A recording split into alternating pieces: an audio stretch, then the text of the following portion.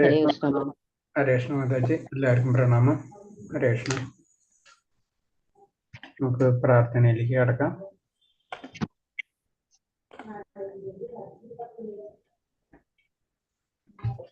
ഹരേ കൃഷ്ണ. ഓ നമോ ഭഗവതേ വാസുദേവായ നമഃ.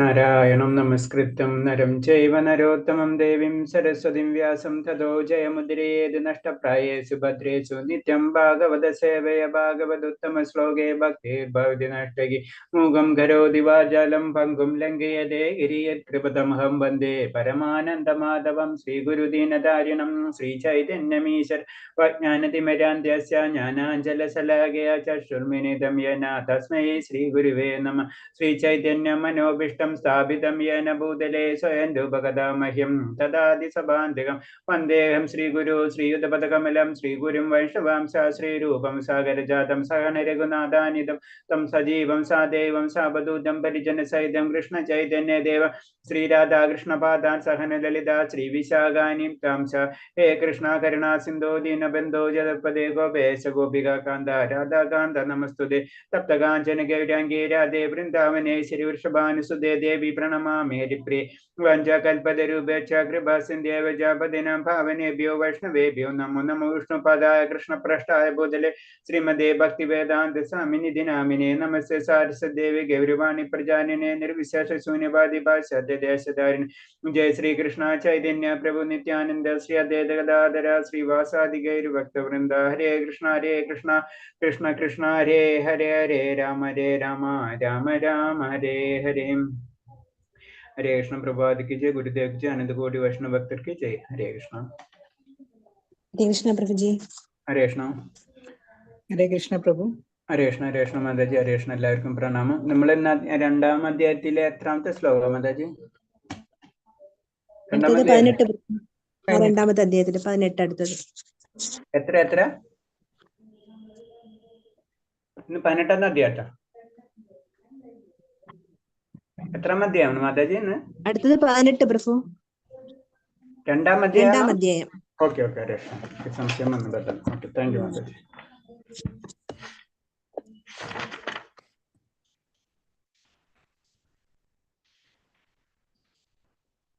പതിനേഴ് 18ാമത്തത്.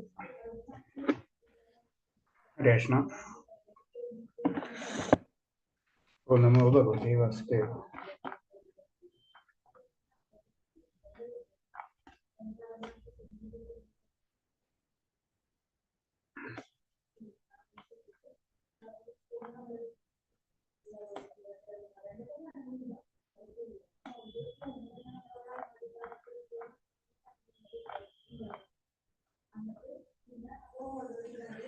ഹരേ കൃഷ്ണ.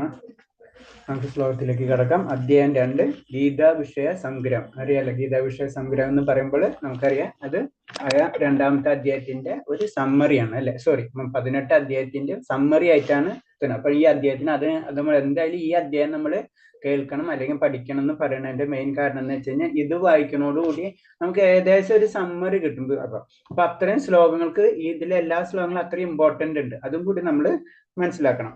പിന്നെ നമുക്ക് 18ാമത്തെ ശ്ലോകത്തിലേക്ക് കടക്കാം. അന്തബന്ധയമന്ദേഹ നിത്യോസോക്ത ശരീരണ അനാശിന പ്രേയസ്യ തസ്മാത് ദുത്യസ്യ ഭാരതം. ഈ ഭൗതിക ദേഹത്തിന് നാശമുള്ളൂ, അതിൽ വാഴുന്ന ജീവാത്മാവ് ശാശ്വതനാണ്, അപരേയനും നാശമില്ലാത്തവനാണ്. അതുകൊണ്ട് അർജുന നീ യുദ്ധം ചെയ്യുക. അപ്പൊ അർജുനനോട് ഒരു പറയണെന്ന് വെച്ച് കഴിഞ്ഞാൽ നമുക്കറിയാം. കാരണം എന്ന് വെച്ച് കഴിഞ്ഞാൽ ഭൗതിക ശരീരത്തിന് മാത്രമേ നാശമുള്ളൂ, അതിൽ വാഴുന്ന ജീവാത്മാവ്. അപ്പൊ ജീവാത്മാവ് നമ്മുടെ ശരീരത്തിലുണ്ട്, അതിന് ശാശ്വതമാണ്. അത് പറയുന്നുണ്ടല്ലോ, ഭഗവാന്റെ അംശമായ കാരണം കൊണ്ട് ഭഗവാൻ എത്ര കാലം ഉണ്ട് അത്രയും കാലം നമ്മളുണ്ടാവും. വളരെ സിമ്പിൾ ആയിട്ട് പറഞ്ഞു കഴിഞ്ഞാൽ അതുകൊണ്ട് അപരേയനും നാശമില്ലാത്തവനുമാണ്.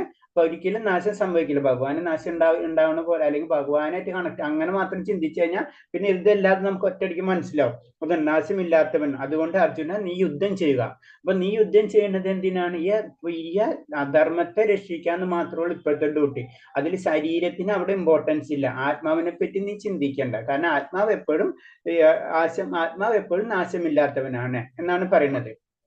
അതിനൊരു ഉദാഹരണം പറയാണ്, സൂര്യപ്രകാശം പ്രപഞ്ചത്തിൽ നിലനിർത്തുന്ന പോലെ ആത്മാവ് തേജസ്സിന്റെ ഭൗതിക ദേഹത്തെയും പുലർത്തിപ്പോരുന്നു. അപ്പൊ നമ്മൾ എന്താ പറയുക, ശരീരത്തെ നിലനിർത്തുന്നത് നമുക്കറിയാം, ആത്മാവെന്നറിയാം അല്ലേ. അതങ്ങനെ സൂര്യപ്രകാശം പ്രപഞ്ചത്തെ നിലനിർത്തുന്നത് പോലെ. അപ്പൊ ഒരു ശക്തി, നമുക്കറിയാം സൂര്യപ്രകാശം ഇല്ലെങ്കിൽ നമുക്ക് ഈ ലോകം തന്നെ നമുക്കില്ല, നമ്മളില്ല പിന്നെ ഇൻഡയറക്റ്റ്. കാരണം എന്ന് വെച്ചാൽ സൂര്യപ്രകാശത്തിന് ബന്ധപ്പെട്ടിട്ടാണ് കംപ്ലീറ്റ് ഈ ലോകം വർക്ക് ചെയ്യുന്നത്. അതേപോലെ തന്നെ ആത്മാവില്ല എന്ന് വെച്ച് കഴിഞ്ഞാൽ നമുക്കറിയാം, നമുക്ക് ഭൗതിക ശരീരം എന്ന നിലനിൽപ്പേ ഇല്ല. പിന്നെ അതല്ല, നമ്മൾ മരണത്തിന് ശേഷം നമുക്ക് ആത്മാവില്ല എന്ന് വെച്ച് കഴിഞ്ഞാൽ ശരീരം ഇല്ലല്ലോ, പിന്നെ അതോടുകൂടി ശരീരം നശിച്ചു പോകുന്നു. അപ്പൊ അത്ര ഇമ്പോർട്ടൻസ് ഉണ്ട്. അപ്പൊ ആത്മാവാണ് ഇതിന്റെ കൺട്രോൾ. ആ ആത്മാവിനോ നാശമില്ല. അപ്പൊ ശരീരമോ അത് നശിച്ചും പിന്നെ വേറെ ശരീരങ്ങൾ ഇങ്ങനെ വന്നുകൊണ്ടിരിക്കും. അപ്പൊ അർജുനനായ ഭയപ്പാടിനെ മാറ്റാന്നുള്ള കൂടെ ഒരു ലക്ഷ്യം ഭഗവാനുണ്ട്. കാരണം ആ ശരീരത്തിനല്ല നമ്മൾ സ്നേഹിക്കേണ്ടത്, ആത്മാവിനെയാണ് സ്നേഹിക്കുന്നത്. ആത്മാവ് എപ്പോഴും നശ്വരണം എന്നുള്ള ആ രീതിയിൽ ആ പോയിന്റാണ് അതിൽ പറഞ്ഞു തരുന്നത്. അതിൽ പറയുന്നത് ഭഗവത് ദംശവും ആണ്. അതായത് അണുമാത്രനായ ജീവാത്മാവിനെ തന്റെ കർമ്മം അനുസരിച്ചാണ് ഭൗതിക ശരീരം ലഭിക്കുന്നത്. അപ്പൊ ആത്മാവിന്റെ ആയ കർമ്മവാസനകൾ അല്ലെങ്കിൽ ആ കർമ്മം ചെയ്തിട്ടുള്ള ഫലങ്ങൾക്കനുസരിച്ചാണ് ഓരോ ശരീരങ്ങളും ലഭിക്കുന്നത്. അതുകൊണ്ട് ധർമ്മശാസ്ത്ര അനുശാസിക്കുന്ന കർമ്മങ്ങൾ നിറവേറ്റിയേ മതിയാവും.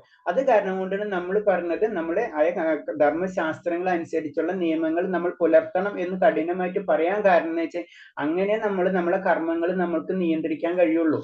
അല്ലാന്ന് വെച്ചാൽ നമുക്ക് നിയന്ത്രിക്കാൻ കഴിയില്ല. അപ്പൊ അത് കർമ്മങ്ങൾ നിയന്ത്രിക്കാൻ കഴിഞ്ഞില്ല എന്ന് വെച്ച് കഴിഞ്ഞാൽ നമുക്ക് എന്താണ്, പിന്നത്തെ ജന്മങ്ങൾ, അങ്ങനെ പല ജന്മങ്ങളും പലതരം ക്ലേശം അല്ലെങ്കിൽ അസുര ജന്മങ്ങൾ അല്ലെങ്കിൽ അസുര ലോകങ്ങൾ ഇതിലേക്കൊക്കെ പോകും. അപ്പൊ നമ്മളെ ജീവിതത്തിൽ സെറ്റ് ചെയ്യാനും കൂടി മാത്രമാണ് ധർമ്മശാസ്ത്രങ്ങളിൽ പറഞ്ഞിട്ടുള്ളൂ.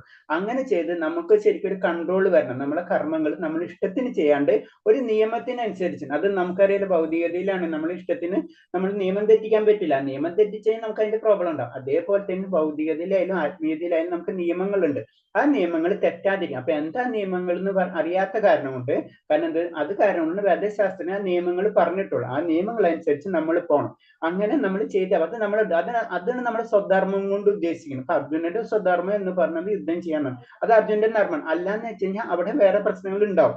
അതാണ് പറഞ്ഞത്. ജീവാത്മാവിന് വേദാന്ത സൂത്രത്തിൽ ജ്യോതിസായി വർണ്ണിക്കുക. അപ്പൊ വേദാന്ത സൂത്രം അതിലെ വേദത്തിന്റെ എന്താ പറയാ, അതിലെ മെയിൻ പോയിന്റ് സൂത്രം എന്ന് പറഞ്ഞാൽ നമുക്കറിയാലോ. അപ്പൊ അതില് ജ്യോതിസായി വർണ്ണിക്കുന്നു. സൂര്യപ്രകാശം പ്രപഞ്ചത്തെ നിലനിർത്തുന്ന പോലെ ആത്മാവ് തേജസ് ഭൗതിക ദേഹത്തെയും പുലർത്തി പോകുന്നു. അപ്പൊ സൂര്യനെ വെച്ച് കമ്പയർ ചെയ്യുന്നതാണ് ആത്മാവിനെ നമ്മുടെ ശരീരത്തോട്. അപ്പൊ ആത്മാവ് എങ്ങനെയാണ് ശരീരത്തിൽ ജ്യോതിസ് നൽകുന്നത്, അല്ല ചേതന നൽകുന്നത്, അതേപോലെ തന്നെയാണ് സൂര്യൻ പ്രപഞ്ചത്തെ നിലനിർത്തുന്നു. അതിനൊരു ഉദാഹരണ സഹിതം അത് പറയുന്നതാണത്.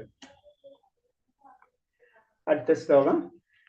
ഏനം വേന്തി ഹന്താരം യശ്ചനം മന്യദേഹദം ഉഭയതോ ന വിജീനിതോ നായം ഹന്തിന ഹന്യതേ. ജീവാത്മാവ് കൊല്ലപ്പെട്ടുവെന്നോ ആരെങ്കിലും കൊല്ലുന്നു എന്നോ കരുതുന്നവൻ ജ്ഞാനിയല്ല. ആത്മാവ് കൊല്ലുകയോ മരിക്കുകയോ ഇല്ല. അപ്പൊ ആത്മാവിനെ വീണ്ടും വർണ്ണിക്കുന്നതാണ്. നമ്മളൊരു ആത്മാവിന്, അത് നമ്മളും ആത്മാവിന്. അപ്പൊ ഒരു ആത്മാവ് മറ്റേ ആത്മാവിനെ കൊല്ലാൻ കഴിയും. ആത്മാവിന് മാത്രം എടുക്കുമ്പോഴാണ് പറയുന്നത് കേട്ടോ. അപ്പൊ ആത്മാവ് ഒരു ആത്മാവിനെ കൊല്ലില്ല. അതേപോലെ തന്നെ അതുപോലെ ജീവാത്മാവ് കൊല്ലപ്പെടുന്നു ആരെങ്കിലും കൊല്ലുന്നു എന്ന് കരുതുന്നവൻ ജ്ഞാനിയല്ല എന്ന് പറഞ്ഞു. അപ്പൊ രണ്ടും ചെയ്യുന്നില്ല. എന്താ, ഒന്ന് കൊല്ലുന്നില്ല, കൊല്ലപ്പെടുന്നില്ല. ആത്മാവ് ഒരിക്കലും മരണമില്ല, നമുക്കറിയാം. അപ്പൊ ആത്മാവ് ഒരിക്കലും മരണവും ഇല്ല. അതേപോലെ തന്നെ ഒരാളെ കൊല്ലുകയോ അങ്ങനെ ചെയ്യുകയില്ല. ആത്മാവ് കൊല്ലുകയോ മരിക്കുകയോ ഇല്ല. അപ്പൊ മരിക്കുകയില്ല, അതുപോലെ ഒരാളെ വധിക്കുകയില്ല, രണ്ടും ചെയ്യില്ല ആത്മാവ്.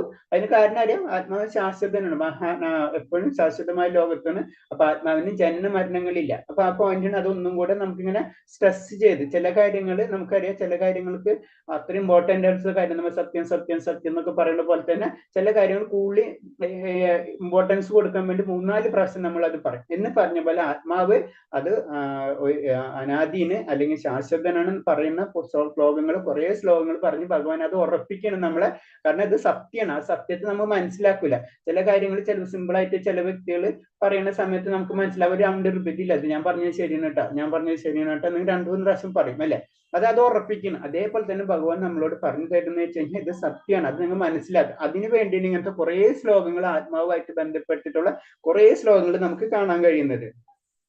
പിന്നെ ഇതിൽ പറയുന്ന വെച്ചാൽ ആത്മാവ് ആരെ കൊല്ലുന്നുവോ ആത്മാവ് കൊല്ലുകയും മരിക്കില്ല എന്ന് പറയുമ്പോഴും അതിന്റെ അർത്ഥം എന്ന് വെച്ചാൽ നമുക്ക് ഇനി ആരെങ്കിലും ചെന്ന് വധിക്കാന്നല്ല. അപ്പൊ അത് ഹിംസയായി മാറി. അപ്പൊ ശരീരം ഹിംസയെ പ്രോത്സാഹിപ്പിക്കില്ല. കാരണം അതിന്റെ അർത്ഥം ഈ ഒരു പോയിന്റ് എടുത്തിട്ട് നമ്മൾ ഭൗതികതയിൽ കണക്ട് ചെയ്ത് കഴിഞ്ഞാൽ നിങ്ങളല്ലേ പറഞ്ഞത് ആരെയും കൊന്നിട്ടില്ല, ആരും പാപ വെക്കില്ല, അപ്പൊ പിന്നെ നമുക്ക് അങ്ങോട്ട് കൊന്നൂടെ എന്ന് ചോദിക്കും. മനസ്സിലായി? അപ്പൊ അതും ഇതിന്റെ രണ്ട് വ്യൂവിൽ തന്നെ കാണാം. ആത്മാവ് എന്നുള്ള രീതിയിൽ കാണാം. അപ്പൊ അതിന്റെ അർത്ഥം എന്ന് വെച്ച് കഴിഞ്ഞാൽ ശാരീരികമായി ഹിംസയെ ശാരീരികമായിട്ടുള്ള ഹിംസയാണ് അത് ഉദ്ദേശിക്കുന്നത്. അപ്പൊ അങ്ങനെ അതിനെ പ്രോത്സാഹിപ്പിക്കുകയും ചെയ്യുന്നില്ല. ഒന്നിനെയും ഹിംസിക്കരുത് എന്നതാണ് വേദോക്തി എന്ന് പറയുന്നത്. അപ്പൊ വേദം പറയുന്നത് തന്നെ നമ്മൾ ഒന്നിനെയും ഹിംസിക്കരുത് എന്നാ പറയുന്നത്. അതാണ് ശരിക്കും വേദത്തിന്റെ ജ്ഞാനം. അത് നമ്മൾ മനസ്സിലാക്കണം. പക്ഷെ അതിന്റെ അർത്ഥം എന്ന് വെച്ച് കഴിഞ്ഞാൽ നമ്മൾ ഒരു വ്യക്തിനെ വധിക്കപ്പെട്ടു എന്ന് വെച്ചിപ്പോ ആത്മീയ ലെവലിൽ പറയുമ്പോൾ ആ വ്യക്തി വധിക്കപ്പെടുന്നില്ല. കാരണം അത് ആത്മാവെന്ന് ഉള്ളത് കാരണം കൊണ്ടാണ്. എന്നാൽ അർജുനാട്ടെ മതമനുസരിച്ച് ഹിംസ വ്യാപരിക്കുന്ന തന്നിഷ്ടപ്രകാരം. അപ്പൊ അർജുനൻ ചെയ്യുന്നത് എന്താണ്? കാരണം പറഞ്ഞത് നമുക്ക് വിധിക്കപ്പെട്ട കർമ്മങ്ങളുണ്ട്. ആ വിധിക്കപ്പെട്ട കർമ്മങ്ങൾ വൈദിക ഗ്രന്ഥങ്ങളിൽ അല്ലെങ്കിൽ വൈദിക ജ്ഞാനം അനുസരിച്ച് ചെയ്യേണ്ട പല കാര്യങ്ങളുണ്ട്. ആ കാര്യങ്ങൾ അർജുനൻ ചെയ്യുന്നതേ ഉള്ളൂ. അപ്പൊ അത് അർജുനന്റെ ഇഷ്ടപ്രകാരമല്ല. അർജുനന് മറ്റുള്ളവരെ ചെന്ന് വെറുതെ വധിക്കാൻ അർജുനന് ഇഷ്ടപ്പെടുന്നില്ല. പക്ഷെ അർജുനന്റെ കർത്തവ്യം അതാണ്. കാരണം കൊണ്ട് അർജുനൻ അത് ചെയ്യുന്നു. അതെന്താണ്? ഭഗവാന്റെ കൽപ്പന പ്രകാരം. അതാണ് പറയും ഭഗവാനെ ഇപ്പൊ സാക്ഷാൽ ധർമ്മത്തെ സാക്ഷാൽ ഭഗവത് പ്രണീതം എന്ന് പറയുന്ന സാധനം. ധർമ്മം എന്താണോ അതാണ് ഭഗവാൻ. അപ്പൊ ഭഗവാൻ എന്ത് പറയുന്നത് നമുക്ക് ചെയ്യാൻ പറ്റും. അതാണ് ഇതിൽ കൂടെ മനസ്സിലാക്കേണ്ടത്.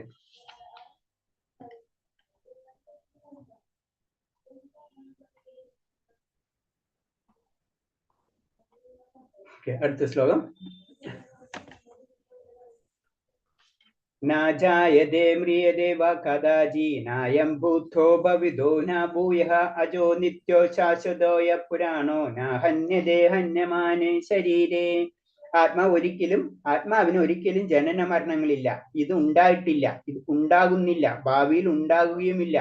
അജനും നിത്യനും ശാശ്വതനും പ്രാചീനനുമാണിത്. ശരീരം നശിക്കുമ്പോൾ അതിന് മരണമില്ല. അപ്പൊ ഇത് വളരെ ഇമ്പോർട്ടന്റ് ആയിട്ട് ഒരു ശ്ലോകമാണ്. ആ ആത്മാവിനെ പറ്റി എല്ലാ പോയിന്റ്സും നമ്മളൊരു പറയില്ല, ഒരു ലീഗൽ ലെവലിൽ പോകുമ്പോൾ അവർ എല്ലാ പോയിന്റ്സും ചെക്ക് ചെയ്യും. എന്തെങ്കിലും ലൂപ്പ് ഹോൾസ് ഉണ്ടെന്ന് നോക്കും. എന്ന് പറഞ്ഞ പോലെ ആത്മാവിനെ പറ്റി നമുക്ക് ക്ലിയർ ആയിട്ട് പറഞ്ഞു. എല്ലാ പോയിന്റും ക്ലിയർ ചെയ്യുന്നു. ഞാൻ ആത്മാവ് ജനന മരണങ്ങളില്ല എന്ന് മാത്രം പറഞ്ഞാൽ നമുക്ക് മനസ്സിലാവും. പക്ഷെ അതും കൂടെ പിന്നെ എന്തെങ്കിലും പോയിന്റ്സും കൂടെ അതും കൂടെ ക്ലിയർ ചെയ്യാനാണ്. അത് ഉണ്ടായിട്ടില്ല, ആത്മാവ് ഉണ്ടായിട്ടില്ല. നമുക്ക് ഇമേജ് ചെയ്യാൻ പറ്റുന്നില്ല അല്ലെ? ഉണ്ടായിട്ടില്ല എന്ന് പറയുമ്പോൾ എങ്ങനെ ഉണ്ടായിട്ടില്ല, ഉണ്ടാകുന്നില്ല. അത് പിന്നെ തന്നെത്താനെ പിന്നീട് വരികയില്ല. അതിന് ഉണ്ടാകുന്നില്ല, ഉണ്ടായിട്ടില്ല, ഭാവിയിൽ ഉണ്ടാകുകയുമില്ല. മനസ്സിലായി? അപ്പൊ അത്രയും കാര്യങ്ങൾ ഈ ശ്ലോകം വളരെ ഇമ്പോർട്ടന്റ് ഉണ്ട്. ഭാവിയിൽ അത് ഉണ്ടാകുകയുമില്ല. പിന്നെ അജനും നിത്യനും ശാശ്വതനും പ്രാചീനനുമാണ്. അത് വളരെ മുന്നേ ഉള്ള കാര്യമാണത്. ശരീരം നശിക്കുമ്പോൾ അതിന് മരണമില്ല. അപ്പൊ ആത്മാവിനെ പറ്റിയിട്ടുള്ള വളരെ ഗൂഢമായിട്ടുള്ള ഒരു സത്യം പറഞ്ഞ വളരെ ഗൂഢമാണ്. അത്ര ഒരു ജ്ഞാനാണ് ഈ ശ്ലോകത്തിൽ കൂടെ നമുക്ക് പറഞ്ഞു തരും. ഇപ്പൊ നമുക്ക് ഇമേജ് ചെയ്യാൻ പറ്റില്ല. അതിൽ നോക്കിയാൽ അതായത് അത് ഉണ്ടായിട്ടില്ല, ഉണ്ടാകുന്നില്ല, ജനന മരണങ്ങളില്ല എന്ന് പറയുമ്പോ ആത്മാവിനെ പറ്റി അതാണ് അതീന്ദ്രിയം. നമ്മളിപ്പോ അതീന്ദ്രിയ ലെവലിൽ ഇതൊക്കെ മനസ്സിലാക്കുമ്പോഴാണ് നമ്മൾ അതീന്ദ്രിയ ലെവലിലേക്ക് നമ്മൾ പോണത്. അത് സാധാരണ ജനങ്ങൾക്ക് അത് മനസ്സിലാക്കും. ജ്ഞാനി എന്ന് പറയുമ്പോൾ നമ്മൾ ഭഗവത് സാധാരണ വായിച്ചു പോയി കഴിഞ്ഞാൽ ജ്ഞാനി ആവണം, ജ്ഞാനി എന്നല്ല എന്റെ അർത്ഥം. അത് നമുക്ക് അതെന്താണ് നമുക്ക് മനസ്സിലാവുന്നുള്ളൂ. പക്ഷെ അതിന്റെ ഉള്ളിലേക്ക് കടക്കുമ്പോൾ നമ്മുടെ തിയറിയും പ്രാക്ടിക്കലിൽ നിന്ന് പറഞ്ഞത് നമ്മൾ ഉള്ളിലേക്ക് കടക്കുമ്പോൾ ആക്ച്വലി ഒറിജിനൽ ജ്ഞാനം നമുക്ക് കിട്ടുന്നത്. എനിക്ക് അതിന്റെ ഒരു ഉദാഹരണങ്ങൾ പറഞ്ഞു. എന്താണ് ആത്മാവിനെ പറ്റി പറയുമ്പോൾ കിഴവന്, അതായത് വാർദ്ധക്യം ഉള്ള വ്യക്തിക്ക്, കരുതപ്പെടുന്ന ആൾക്ക് തനിക്ക് ബാല്യത്തിനും യൗവനത്തിലും ഉണ്ടായിരുന്ന അതേ ആവേശം ഇന്നും ഉണ്ടെന്ന് തോന്നുന്നു. ശരീരത്തിനുണ്ടാകുന്ന മാറ്റങ്ങൾ ആത്മാവിനെ ബാധിക്കാറില്ല. അപ്പൊ നമുക്കറിയാം നമ്മൾ എത്ര ചെറുപ്പത്തിലുണ്ടായിരുന്ന ഉള്ളിലായ ശക്തി ഉണ്ട്. ഇപ്പൊ എല്ലാവരും പറഞ്ഞേക്കാം, ചില ഏജ്ഡ് ആയിട്ടുള്ളവർ പറയാം എനിക്കതുണ്ട്, പക്ഷെ എനിക്കത് ചെയ്യാൻ പറ്റുന്നില്ല എന്നല്ലേ പറയാം. അപ്പൊ കാരണം നമ്മൾ ഉള്ളെപ്പോഴും അതിന് നമ്മുടെ ആത്മാവിന് അതിന്റെ കേന്ദ്രം. അപ്പൊ ആത്മാവിന്റെ നിത്യ ശാശ്വതം എപ്പോഴും നിലനിൽക്കുന്നതാണ്. അപ്പൊ അതെപ്പോഴും നിലനിൽക്കും. അതാണ് ശരീരത്തിനുണ്ടാകുന്ന മാറ്റങ്ങൾ ബാധിക്കാറില്ല. നമ്മളിപ്പോ യൗവനത്തിലാണെങ്കിലും വാർദ്ധക്യത്തിലാണെങ്കിലും ശിശു അല്ലെങ്കിൽ പൈതൽ ഏത് ലെവലിലാണെങ്കിലും നമ്മളെ മെന്റാലിറ്റി ഒരേപോലെ തന്നെ ആയിരിക്കും. നമുക്ക് അതിനെ അഫക്റ്റ് ചെയ്യും. നമുക്ക് ശരീരങ്ങൾ വ്യത്യാസം വരുന്നുണ്ടെന്ന് വെച്ച് കഴിഞ്ഞാൽ നമ്മൾ അതിന് ബോധേഡല്ല അല്ലെ? പിന്നെ നമുക്ക് പ്രശ്നങ്ങൾ സൃഷ്ടിക്കുമ്പോഴാണ് നമ്മൾ ശരീരം പറ്റി ചിന്തിക്കണം. അതേവരെ നമ്മൾ ശരീരത്തെ പറ്റി ചിന്തിക്കുന്നില്ല. കാരണം ശരീരവും മനസ്സ് അല്ലെങ്കിൽ ശരീരവും ആത്മാവും രണ്ടാണ് അല്ലെ? നമ്മളൊരു ബന്ധമില്ലാത്ത ഒരു വ്യക്തിനെ കാണുമ്പോൾ അവർക്ക് ഉണ്ടാവുന്ന പ്രശ്നങ്ങൾ നമ്മളെ ബാധിക്കാറില്ല, നമ്മൾ ചിന്തിക്കാറില്ല. അവർക്ക് ഉണ്ടാവുന്ന പ്രശ്നം നമ്മളെ കണക്ട് ചെയ്യുമ്പോൾ നമ്മൾ അവരെ പറ്റി ചിന്തിക്കുക. അതാണ് ശരീരവും ആത്മാവും തമ്മിലുള്ള ബന്ധം. ശരീരത്തിന് ആത്മാവായിട്ട് കറക്റ്റ് ലിങ്ക് ഇല്ല. അതിന് വർക്ക് ചെയ്യിപ്പിക്കാന്ന് മാത്രമേ ഉള്ളൂ ശരിക്കും ആത്മാവിന്റെ ആയ ജോലി എന്ന് പറയുന്നത്. അതൊരു കാർ ഡ്രൈവർ പോലെ തന്നെയാണ്. കാർ ഓടിക്കുന്നു മാത്രമല്ല, കാറിന്റെ മറ്റുള്ള കാര്യങ്ങളായിട്ട് ബന്ധമില്ല. എന്നാ കാർ കേടാണ്, ആ കാർ ഇട്ടിട്ട് അല്ലെങ്കിൽ കേടാക്കിയിട്ട് പിന്നെ അടുത്ത കാർ കയറി പോണ പോലെ തന്നെയാണ്. അതാണ് ആത്മാവിന്റെ ഡ്യൂട്ടി എന്ന് പറയുന്നത്. അതിന് ആത്മാവിന് ഒരിക്കലും ജനന മരണങ്ങളും അതുപോലെ തന്നെ ഇതേപോലെ തന്നെ ഉണ്ടാകുകയില്ല, ഉണ്ടാക്കുന്നില്ല, അങ്ങനെ എല്ലാ കാര്യങ്ങളും അത് പറയുന്നുണ്ട്. പരമാത്മാവും അണുമാത്രനായ ജീവാത്മാവും ശരീരമാകുന്ന ഒരേ വിഷയത്തിൽ ജീവസത്തയുടെ ഹൃദയഭാഗത്തിൽ കുടികൊള്ളുന്നു.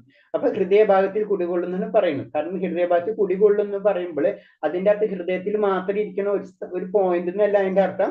അത് സർവ്വവ്യാപിയാണ്. ശരിക്കും നമുക്കറിയാം ജീവാത്മാവ് എന്ന് പറഞ്ഞത് നമ്മൾ അതുപോലെ പരമാത്മാവ് എന്ന് പറയുന്നത് വ്യാപിയാണ്. പക്ഷെ ഒരു ജനറൽ ആയിട്ട് പറയുമ്പോഴാണ് അത് അവിടുന്ന് സ്റ്റാർട്ടിങ് അവിടെ നിന്നാണ്. അതിന് ഹൃദയത്തിൽ നിന്ന് സ്റ്റാർട്ടാണ്. നമ്മള് രക്തം പമ്പ് ചെയ്യണ പോലെ തന്നെ ഒരു പോയിന്റ് പറയണ്ടല്ലോ. രക്തം എവിടെ ഉണ്ടെന്ന് വെച്ചാൽ ഹൃദയത്തിൽ മാത്രമില്ലല്ലോ, നമ്മളെല്ലാ ശരീരത്തിന്റെ എല്ലാ പാർട്ടിലും ബ്ലഡ് ഉണ്ട് എന്ന് പറഞ്ഞ പോലെ ആത്മാവിന്റെ ശക്തി അത് എല്ലാ ഭാഗത്തും പരന്നിരിക്കുന്നുണ്ട്. അതാണ് പറഞ്ഞത്. അതും ഹൃദയഭാഗത്തിൽ കുടികൊള്ളുന്നു. പരമാത്മാവും ജീവാത്മാവും ശരീരത്തിൽ ഒരേ വൃക്ഷത്തിൽ. അപ്പൊ ജീവാത്മാവും പരമാത്മാവും ഒരേപോലെ നിലനിൽക്കുന്ന പറയുന്നത്. അവിടെ ജീവാത്മാവുണ്ട്, അവിടെ പരമാത്മാവ് ഉണ്ടാവും. അതാണ് നമ്മൾ ഇതിൽ നിന്ന് പറഞ്ഞത്. അപ്പൊ ആ പരമാത്മാവായാലും ജീവാത്മാവാണെങ്കിലും അവർക്ക്, അതായത് അവർക്ക് ജനന മരണങ്ങളില്ല. അതിന് ഭഗവാൻ പരമാത്മാവ്, ജീവാത്മാവ് എന്ന് പറഞ്ഞത് ഭഗവാന്റെ അംശം. അപ്പൊ അതിനും മരണമില്ല, ജനനമില്ല, ശാശ്വതനാണ്. ശരീരം നശിക്കുമ്പോൾ അതിന് മരണവുമില്ല. അതാണ് ഇത് വളരെ ഇമ്പോർട്ടന്റ് ആയിട്ടുള്ള ഒരു ശ്ലോകമാണ്.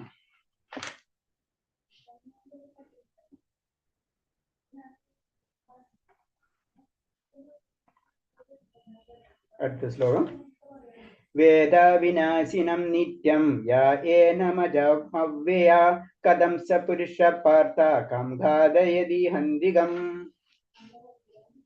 അതിൽ പറഞ്ഞ അല്ലയോ പാർത്ഥ, ആത്മാവ് നാശമില്ലാത്തവനും അജനും പരിണാമങ്ങളില്ലാത്തവനും ആണെന്ന് അറിയുന്ന ഒരാൾ ആരെങ്കിലും കൊല്ലാനോ കൊലയ്ക്ക് പ്രേരിപ്പിക്കാനോ എങ്ങനെ കഴിയും?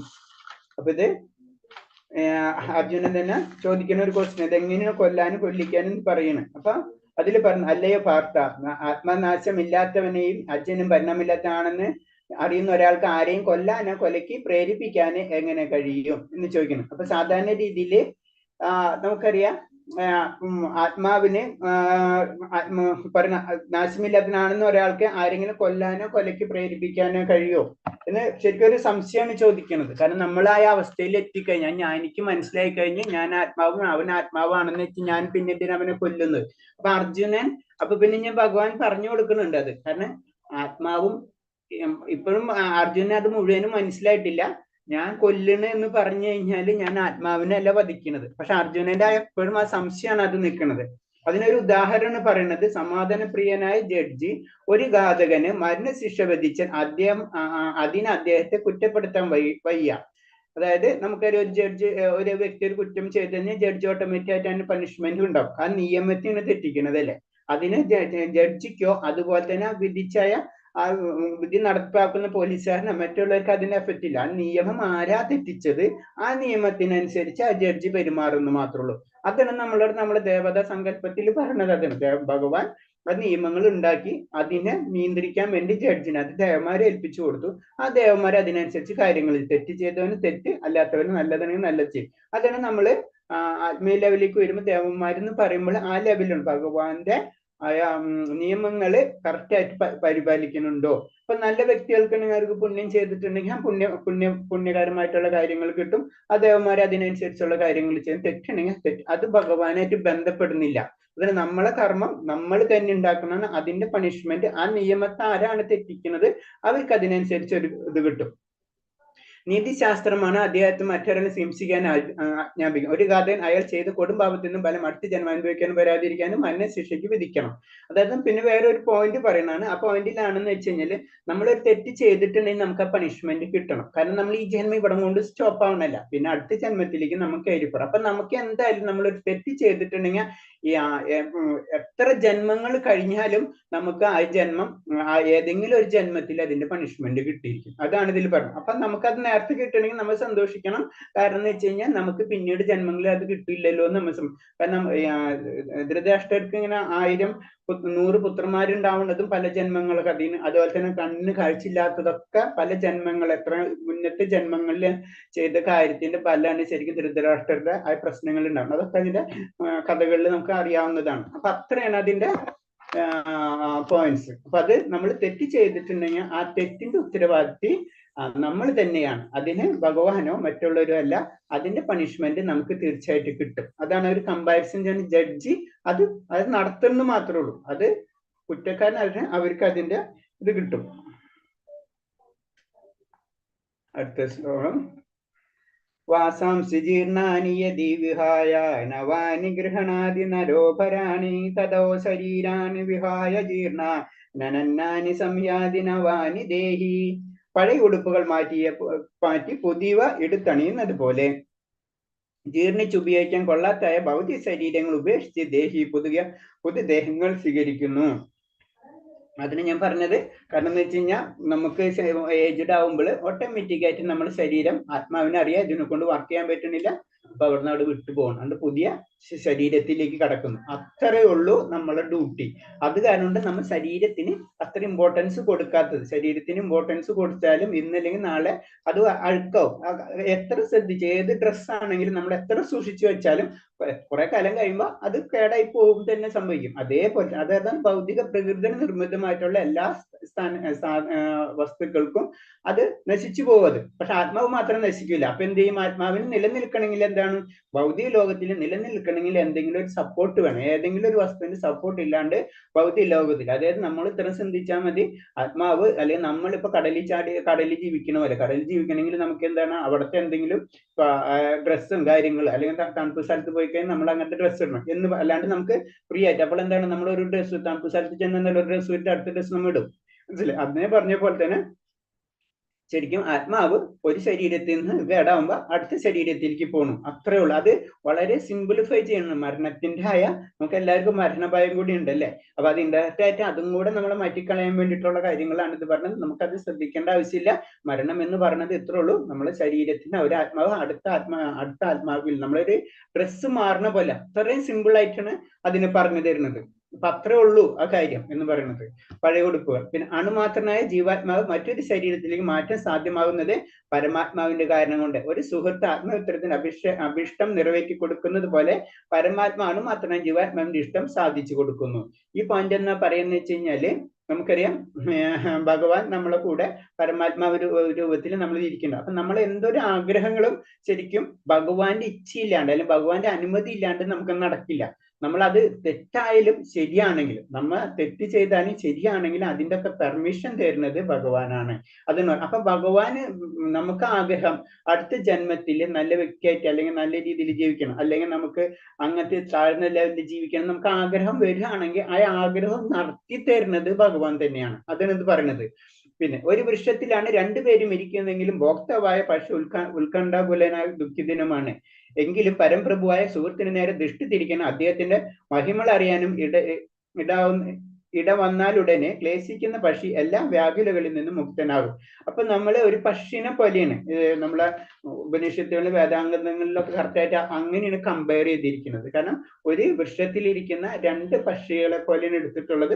ഒരു പക്ഷി എന്ന് പറഞ്ഞു കഴിഞ്ഞാൽ എപ്പോഴും ഭോക്താവാണ്. എന്തെങ്കിലും ബലങ്ങളൊക്കെ ആസ്വദിച്ച് അതിലുണ്ടാവുന്ന പ്രശ്നം, ഇപ്പോൾ ആസ്വദിക്കുമ്പോൾ പല പ്രശ്നങ്ങളും വരും. അതിലൊക്കെ ഇങ്ങനെ പ്രശ്നങ്ങളൊക്കെ ആയിക്കൊണ്ടിരിക്കണം. ഒരു പ്രഭു എന്താണ്, അതായത് ഒരു പക്ഷി എന്ന് ഒന്നും ചെയ്യാതെ ഈ ജീവാത്മാവിനെ നോക്കി അല്ലെങ്കിൽ അടുത്ത പക്ഷിനെ നോക്കിയിരിക്കുന്ന പോലെയാണെന്നാണ് ആത്മാവും പരമാത്മാവിനെ പറ്റിയിട്ടുള്ള ഡെഫിനിഷൻ പറഞ്ഞു തരുന്നത്. അങ്ങനെ വരുമ്പോൾ എന്താ സംഭവിക്കാന്ന് വെച്ച് കഴിഞ്ഞാല്, നമുക്ക് വേണ്ടി ഇപ്പൊ ആ പക്ഷിക്ക് അല്ലെങ്കിൽ പരമാത്മാവിനെ അറിയാൻ നമ്മൾ ആഗ്രഹം, അപ്പൊ അതിനനുസരിച്ചുള്ള കാര്യങ്ങൾ സെറ്റ് ചെയ്തു വരും. പക്ഷെ എന്നിരുന്നാലും ഈ ജീവാത്മാവ് അല്ലെങ്കിൽ അടുത്ത പക്ഷി എപ്പോഴും ഇങ്ങനെ വിഷമിച്ച് ഒരു പ്രശ്നത്തിൽ നിന്ന് ഒരു പ്രശ്നത്തിലേക്ക് ഇങ്ങനെ മാറിക്കൊണ്ടിരിക്കും. അപ്പൊ പറയണെന്ന് വെച്ച് കഴിഞ്ഞാൽ എന്നത് മനസ്സിലാവും. അതിന് ഞാനെന്ന് പറഞ്ഞത്. കാരണം ആ പരമപ്രഭുവായ ആ സുഹൃത്തിന്റെ നേരെ ദൃഷ്ടി തിരിച്ചു കഴിഞ്ഞു കഴിഞ്ഞാൽ മനസ്സിലാവും. അപ്പൊ നമുക്ക് ആ ദുഃഖങ്ങൾ മാറും. നമ്മൾ ഈ ലോകത്തിലല്ല ഇവിടെ കാണുന്ന നമ്മളെ കാര്യങ്ങളൊന്നല്ല, നമ്മുടെ ലോകം അടുത്തതാണെന്ന് അങ്ങനെ ഒരു ജ്ഞാനം നമുക്ക് കിട്ടുന്ന ഇതില് ആ പക്ഷി അവിടെ നിന്ന് യാത്രയാവണം. അങ്ങനെയാണ് അതിന്റെ ഇത് പറയുന്നത്.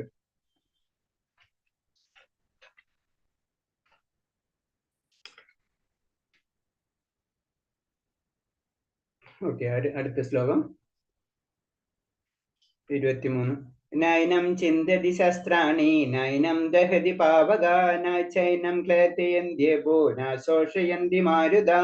ആത്മാവിനെ ആയുധങ്ങൾക്ക് മുറിക്കാനാവില്ല, അഗ്നിക്ക് ദഹിപ്പിക്കാനോ വെള്ളത്തിന് നനയ്ക്കാനോ കാറ്റിനെ ശോഷിപ്പിക്കാനോ കഴിയില്ല. അപ്പൊ വീണ്ടും ആ ആത്മാവിനെ പറ്റി വീണ്ടും നല്ല ശ്ലോകങ്ങൾ പറഞ്ഞു തരണം. അത്രയും നമുക്കത് ആത്മാവും ശരീരവും തമ്മിൽ വളരെ ഡിഫറൻസ് ഉണ്ടെന്നും, ആത്മാവ് എന്ന കാര്യം എന്ന് പറയുന്നത് ഭൗതികതയല്ല, അത് ആത്മീയതയാണ്.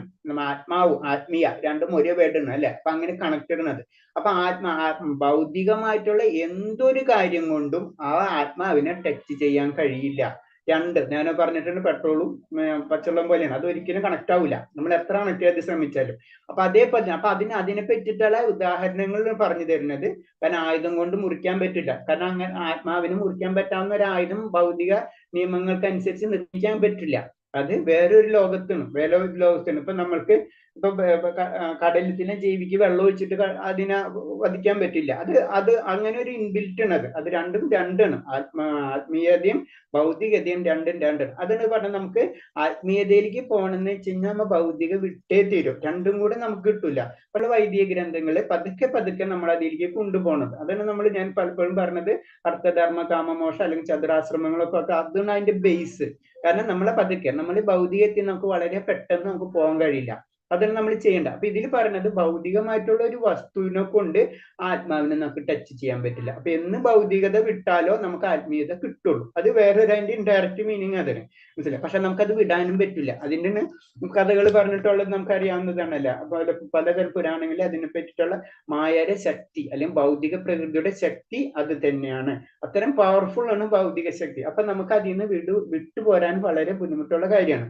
അപ്പൊ പറഞ്ഞ ആയുധം കൊണ്ട് മുറിക്കാനോ അഗ്നിക്ക് ദഹിപ്പിക്കാനോ വെള്ളത്തിന് നനയ്ക്കാനോ കാറ്റിനെ ശോഷിപ്പിക്കാനോ കഴിയില്ല. എത്ര ശാസ്ത്രീയ ഉപകരണങ്ങൾ ഉണ്ടായാലും ആത്മാവ് കീറിമുറിക്കാനോ നശിപ്പിക്കാനോ സാധിക്കില്ല എന്നാ പറയുന്നത്.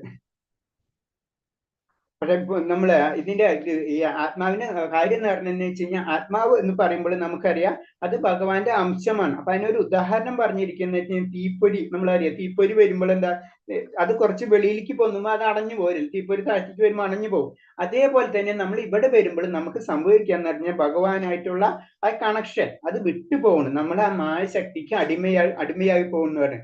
അപ്പൊ അതേപോലത്തെയാണ്. അത് കാരണം കൊണ്ട് നമ്മുടെ ആ മായാശക്തിയിൽ നിന്ന് മോചനം ലഭിച്ചാൽ ജീവാത്മാവിന് പ്രത്യേകമായ വ്യക്തിത്വം പുലർത്തുന്നു. അപ്പൊ ജീവാത്മാവിന്റെ വ്യക്തിത്വം എന്ന് പറയുന്നത് ശരിക്കും മായാശക്തി എന്നുള്ള മോചനം, മായാശക്തിയിൽ നിന്ന് മോചനം കിട്ടുമ്പോൾ സ്വന്തമായിട്ടുള്ള സ്വരൂപം തിരിച്ചറിയുകയും ഭഗവാന്റെ ലോകത്തിലേക്ക് കടക്കും. ഭഗവാന്റെ ലോകത്തിലേക്ക് കടക്കുമ്പോൾ ഈ ശരീരം കൊണ്ടൊന്നും നമുക്ക് അവിടെ ചെല്ലാൻ പറ്റില്ല. നമ്മുടെ സ്ഥൂല സൂക്ഷ്മ ശരീരങ്ങൾ കംപ്ലീറ്റ് ക്ലിയർ, അതായത് ഭൗതിക മോചനം നമുക്ക് ലഭിച്ചാൽ മാത്രം. അതാണ് മുക്തി, അതാണ് മുകുന്ദൻ. ആ മുകുന്ദൻ എന്നുള്ള പറയുമ്പോൾ തന്നെ നമുക്ക് മനസ്സിലായി മുക്തിദാതാവാണ് അല്ലെ. അപ്പൊ അതിലേക്ക് കടക്കണമെങ്കിൽ ഇതൊക്കെ കളഞ്ഞാലേ പറ്റുള്ളൂ. അത് അല്ലെങ്കിൽ നമുക്ക് ഭൗതിക ഐശ്വര്യങ്ങൾ വേണം എന്ന് ചിന്തിക്കുമ്പോൾ നമ്മൾ വേദങ്ങളിൽ 3 സെക്ഷൻ തന്നെയുണ്ട് ശരി. അതായത് കർമ്മകാണ്ഡങ്ങള്, അതേപോലെ തന്നെ ജ്ഞാനകാണ്ഡങ്ങള്, പിന്നെ ഭക്തികാണ്ഡം, അങ്ങനെ 3 സെക്ഷൻ തന്നെ ഉണ്ട് അതിൽ. അപ്പൊ നമുക്ക് ഇഷ്ടമുള്ള കാര്യങ്ങൾ മാത്രം ഇരുന്ന് നമ്മൾ പഠിച്ച് അത് നമ്മൾ വർക്ക് ചെയ്യുന്നത്. ചിലർക്ക് ഭക്തിയായിരിക്കും അത് അവർ ചെയ്യും, ചിലർക്ക് ജ്ഞാനമായിരിക്കും അത് ചെയ്യും. പക്ഷെ 99% അല്ലെങ്കിൽ 100% എന്ന് പറയാം അവർക്ക് എന്താ കാമ്യ കർമ്മങ്ങളായിരിക്കും അവർക്ക് ഇഷ്ടം. അവരിന് അതിന് ബലം പ്രതീക്ഷിച്ച് ചെയ്യണ കാരണം അപ്പൊ അതിനനുസരിച്ചുള്ള കാര്യങ്ങളും ദേവന്മാർ ഉപേക്ഷിക്കേണ്ട രീതിയിൽ അങ്ങനത്തെ കാര്യങ്ങൾ അതിൽ വർണ്ണിച്ചിട്ടുണ്ട്. അതേപോലെ ചെയ്യുമ്പോഴും അതേപോലെ ജീവിതം ചിട്ടപ്പെടുത്തുമ്പോൾ അതിൻ്റെതായ കാര്യങ്ങൾ നമുക്ക് ലഭിക്കും. അടുത്ത ശ്ലോകം അച്ഛോദയ അദാഹ്യോഹ്യ അക്ലേദ്യോഷ ഏവ നിത്യം സർവഗത ശ്രാണോ അചലോയം സനാതന. ജീവാത്മാവിനെ മുറിക്കാനോ ദഹിപ്പിക്കാനോ കുതിർക്കാനോ ഉണക്കാനോ കഴിയില്ല. ശാശ്വതനും സർവത്ര ഗമിക്കാൻ കഴിവുള്ളവനും പരിമാണങ്ങൾക്ക് അതീതനും അജഞ്ചലനും നിത്യനുമാണ് ഈ ആത്മാവ്. അപ്പൊ ആത്മാവിനെ പറ്റിയുള്ള വീണ്ടും ആ വർണ്ണനകളാണ് പറയുന്നത്. അതായത് ഞാൻ പറഞ്ഞില്ല, സത്യം അല്ലെങ്കിൽ ഒരു കാര്യം പറയുമ്പോൾ പല കാര്യങ്ങളും നമ്മൾ അതിനെ സപ്പോർട്ട് ചെയ്യാൻ വേണ്ടി, ഒരു കാര്യം സത്യമെന്ന് തെളിയിക്കാൻ വേണ്ടി നമ്മൾ ലീഗൽ അതിലെ കോർട്ടിൽ പോയി കഴിഞ്ഞാൽ ഒരു കാര്യം സത്യം തെളിയിക്കണമെങ്കിൽ അതിനു വേണ്ടി കുറെ കാര്യങ്ങൾ കൂട്ടിച്ചേർക്കും അല്ലെ. അത് സത്യമാണ് എന്ന് അതേപോലെ തന്നെയാണ് ആത്മാവ് എന്ന് പറയുന്നത് ഭൗതികമായിട്ട് ബന്ധമില്ല എന്ന് നമ്മൾക്കോട് പറഞ്ഞു തരുന്ന പോയിന്റ്സ് ആണ് കുറെ ശ്ലോകങ്ങളിൽ കൂടെ നമുക്ക് ആത്മാവിനെ പറ്റി. ഇതാണ് ശരിക്കും അതിന് സത്ത് എന്ന് പറയുന്നത്. നമുക്ക് ഭഗവതിയുടെ മെയിൻ പോയിന്റ് ഇത് തന്നെയാണ്. അതിന് 2-ാം അധ്യായത്തിൽ ഇത്രയും കൂടുതൽ അതിനെപ്പറ്റി പറഞ്ഞു. 2-ാം അധ്യായം തന്നെ പറയുമ്പോൾ ഭഗവത്ഗീത ഏറ്റവും ഇമ്പോർട്ടന്റ് ആയിട്ടുള്ള സെക്ഷനാണ് അല്ലെ, സമ്മറിയാണ്. ആ സമ്മറി തന്നെ ഏറ്റവും കൂടുതൽ ശ്ലോകങ്ങൾ പറഞ്ഞിട്ടുള്ളത് തന്നെ ആത്മാവിനെ പറ്റിയിട്ടാണ്. അതും ആത്മാവും ഭൗതികമായിട്ട് ബന്ധമില്ല, ഇല്ല ഇല്ല ഇല്ല ഇല്ല ഇങ്ങനെ 10 പ്രാവശ്യം അല്ലെങ്കിൽ 10-20 പ്രാവശ്യം അങ്ങനത്തെ ശ്ലോകങ്ങൾ തന്നെയാണ്. അതിന് നമ്മൾ മനസ്സിലാക്കേണ്ടത്. അതിന് ഒരിക്കലും നമുക്ക് ഭൗതികതയിൽ നിന്ന് ആത്മീയതയിലേക്ക് കടക്കാൻ പറ്റില്ല. ഇത് രണ്ടും രണ്ടാ നിങ്ങൾ ഇത് വിട്ടാൽ അത് കിട്ടുള്ളൂ, ഇത് കിട്ടാൽ അത് കിട്ടുള്ളൂ എന്ന് ഇൻഡയറക്റ്റ് ആയിട്ട് ഇങ്ങനെ പറഞ്ഞുകൊണ്ടിരിക്കുന്നത്. അപ്പൊ ഇതിൽ പറയണത് ഭൗതികമാർന്ന ജീവാത്മാവിന് ഒരിക്കലും പരമാത്മയിൽ ലയിക്കുന്നില്ല. ഭൗതിക കൽമഷങ്ങളിൽ നിന്ന് മുക്തനാണ് ജീവാത്മാവ്. അതായത് ജീവാത്മാവ് പരമാത്മാവിൽ ലയിക്കുന്നില്ല. കാരണം നമ്മൾ പറഞ്ഞ 2 പക്ഷികൾ തന്നെ. അപ്പൊ രണ്ട് മീനിങ് ഉണ്ട്. രണ്ടും രണ്ടാണ് എന്ന് നമ്മളെ കൊണ്ട് പറയണം. അത് ചെന്നിങ്ങനെ ലയിക്കാനൊന്നും പറ്റില്ല. എപ്പോഴും നമുക്ക് വ്യക്തിത്വമുണ്ട്, അതേപോലെ തന്നെ ഭഗവാനും വ്യക്തിത്വമുണ്ട്. അതാണ് പറഞ്ഞത്. പരമദിവോത്തമ പുരുഷന്റെ കൃഷ്ണന്റെ ജ്യോതി പ്രസരണത്തിൽ നിന്ന് ഒരു ആത്മീയ സ്ഫുല്ലിംഗമായി നിലകൊള്ളുന്നതിന് ഇഷ്ടപ്പെട്ടേക്കാം. പക്ഷെ ബുദ്ധിമാന്മാരായ ജീവാത്മാവ് ഭഗവസമ്പന്നന് വേണ്ടി ആത്മീയ ഗ്രഹങ്ങളിൽ കടക്കുക തന്നെ വേണം. അപ്പൊ നമ്മൾ എന്താ ചെയ്യേണ്ടതെന്ന് വെച്ച് കഴിഞ്ഞാൽ നമുക്ക് ആ ഭഗവത് സംഗമനാണ് ഉദ്ദേശിക്കുന്നത് വെച്ച് കഴിഞ്ഞാൽ അത് ആത്മീയ ഗ്രഹങ്ങളിൽ തന്നെ നമുക്ക് കിട്ടുള്ളൂ. ഞാൻ പറഞ്ഞില്ല വൈകുണ്ഠ ഗ്രഹങ്ങളിൽ. ആ വൈകുണ്ഠ ഗ്രഹങ്ങളിലേക്ക് കടന്നാൽ മാത്രമേ നമ്മൾ ആത്മീയത എന്താണെന്ന് നമുക്ക് അനുഭവിക്കാൻ പറ്റുള്ളൂ. അല്ലാത്തടത്തോളം നമുക്കറിയില്ല. നമ്മൾ ബ്രഹ്മസാക്ഷാത്കാരോ അല്ലെങ്കിൽ അങ്ങനത്തെ ഇതിലേക്ക് നമ്മൾ പോകും. അല്ലെങ്കിൽ ചിലര് നമുക്കറിയാം യോഗികളുണ്ട്, യോഗിയുടെ അനുഷ്ഠാനങ്ങളുണ്ട്, അഷ്ടാംഗ യോഗമുണ്ട്, സാഖ്യയോഗമുണ്ട്, അങ്ങനെ അനവധി. അല്ലെങ്കിൽ ദേവന്മാരെ ഉപാസിക്കുന്നവരുണ്ട്. അങ്ങനെ ദേവന്മാരിൽ തന്നെ അസുര ഗുണമുള്ളവരുണ്ട്, ദേവന്മാരിൽ തന്നെ പല സെക്ഷൻസ് ഉണ്ട്. അപ്പൊ അതിലേക്കൊക്കെ കടക്കും. ഇവൻ പിശാചികളെ അങ്ങനെ ആരാധിക്കുന്നവരുണ്ട്, അങ്ങനെ അല്ലെ നിരീശ്വരവാദികളുണ്ട്, അങ്ങനെ പല സെക്ഷൻസ് ഉണ്ട്. അതിന് നമ്മളെ അതായത് ഭയങ്കര ഇതാ. പക്ഷെ ലക്ഷ്യം നമുക്ക് ഭഗവാനായിരിക്കണം. അപ്പൊ അതിനു വേണ്ടി നമ്മൾ പല മാർഗങ്ങളും തിരിക്കുന്നു മാത്രമേ ഉള്ളൂ. പക്ഷെ ചിലവർക്ക് എന്താ അവിടെ വെച്ചിട്ട് അവർ താഴത്തേക്ക് വീണു പോകുന്നു. കാരണം അത് അറിയില്ലാത്ത വഴിക്ക് പോയി കഴിഞ്ഞാൽ കുറെ എത്തുമ്പോൾ നമ്മൾ ഒരു വഴിക്കും ഇപ്പൊ നമുക്ക് എറണാകുളത്തേക്ക് പോകണം, പല വഴികളുണ്ട്. നമ്മൾ ഏതെങ്കിലും ഒരു വഴി പോയി കഴിഞ്ഞാൽ ചിലപ്പോൾ അവിടെ ചെല്ലുമ്പോൾ പിന്നെ മുന്നിലേക്ക് വഴി ഉണ്ടാവില്ല. അപ്പൊ വീണ്ടും നമ്മൾ തിരിച്ചു വരും, പിന്നെ വേറെ വഴി കൂടെ കയറും, അതുകൊണ്ട് വേറെ വഴി അവിടെ ചെല്ലും. അപ്പൊ അവിടെ കിടന്ന് ഇങ്ങനെ ജീവിതം മൂലം ഇങ്ങനെ കറങ്ങിക്കൊണ്ടിരിക്കാം. പക്ഷെ ഒരു വഴി തീർച്ചയായിട്ടും ഒരു വഴിയുണ്ട് കറക്റ്റായിട്ട് അവിടെ എത്താൻ. ആ വഴിയിൽ ചിലപ്പോൾ നമ്മൾ എത്തിച്ചേരും. അത് എത്തിച്ചേരുന്നതാണ് അതിന് അത്തരം പറയുന്നത്. അതിന് ഈവൻ ജ്ഞാനികളെ പറ്റി തന്നെ പറഞ്ഞത് അത്തരം ദുർലഭമാണെന്ന് പറഞ്ഞത് ആ ജ്ഞാനികളെ സംബന്ധിച്ച്. അപ്പൊ അത്തരം ഭഗവാന്റെ എടുത്തെത്താന്ന് പറഞ്ഞത് വളരെ. അപ്പൊ ഇതിന് ഭക്തിയോഗത്തിൽ കൂടി നമുക്ക് ഈസി ആയിട്ട് ചെയ്യാൻ പറ്റും. അതിന് പ്രത്യേകിച്ച് ക്വാളിറ്റിയോ ജ്ഞാനോ ഒന്നും ആവശ്യമില്ല. പക്ഷെ ഭക്തി വളർത്തിയെടുക്കുക എന്ന് പറഞ്ഞതും അത്ര ഈസി അല്ല. അതിന് നമ്മള് ജീവിതത്തിൽ അത് പതുക്കെ നമ്മൾ പ്രാക്ടീസ് ചെയ്തുകൊണ്ട് തന്നെ ചിലപ്പോൾ അത് പറഞ്ഞ് ഈ ജന്മം കൊണ്ടൊന്നും ചിലപ്പോൾ തീർക്കണം എന്നില്ല. കാരണം എത്ര ജന്മങ്ങളായിരിക്കും ഒരേ ആചാര്യന്മാരും അവരൊക്കെ ജീവിതം മുഴുവനും സമർപ്പിച്ചിട്ട്. അതിൽ പറയുന്നതാണ് ഗൃഹസ്ഥരെ പറ്റി പറയുമ്പോൾ പറയണെന്ന് വെച്ച് കഴിഞ്ഞാൽ അവർക്കും ഭഗവാനെ പ്രാപിക്കാം. അപ്പൊ അവിടെ കോമയുണ്ട്, അവർക്കും എന്ന് പറയുന്നത് മനസ്സിലായി. അപ്പൊ അവർക്കും എന്ന് പറഞ്ഞത് അത് ഒരു ഈസി ടാസ്ക് അല്ല, മനസ്സിലായി. അത് നമ്മൾ പ്രത്യേകിച്ച് ഗൃഹസ്ഥരെ സംബന്ധിച്ച്. കാരണം അത് നമ്മൾ വളർത്തിയെടുത്ത് പതുക്കെ നമുക്ക് ഉണ്ടാവാനേ പറ്റുള്ളൂ.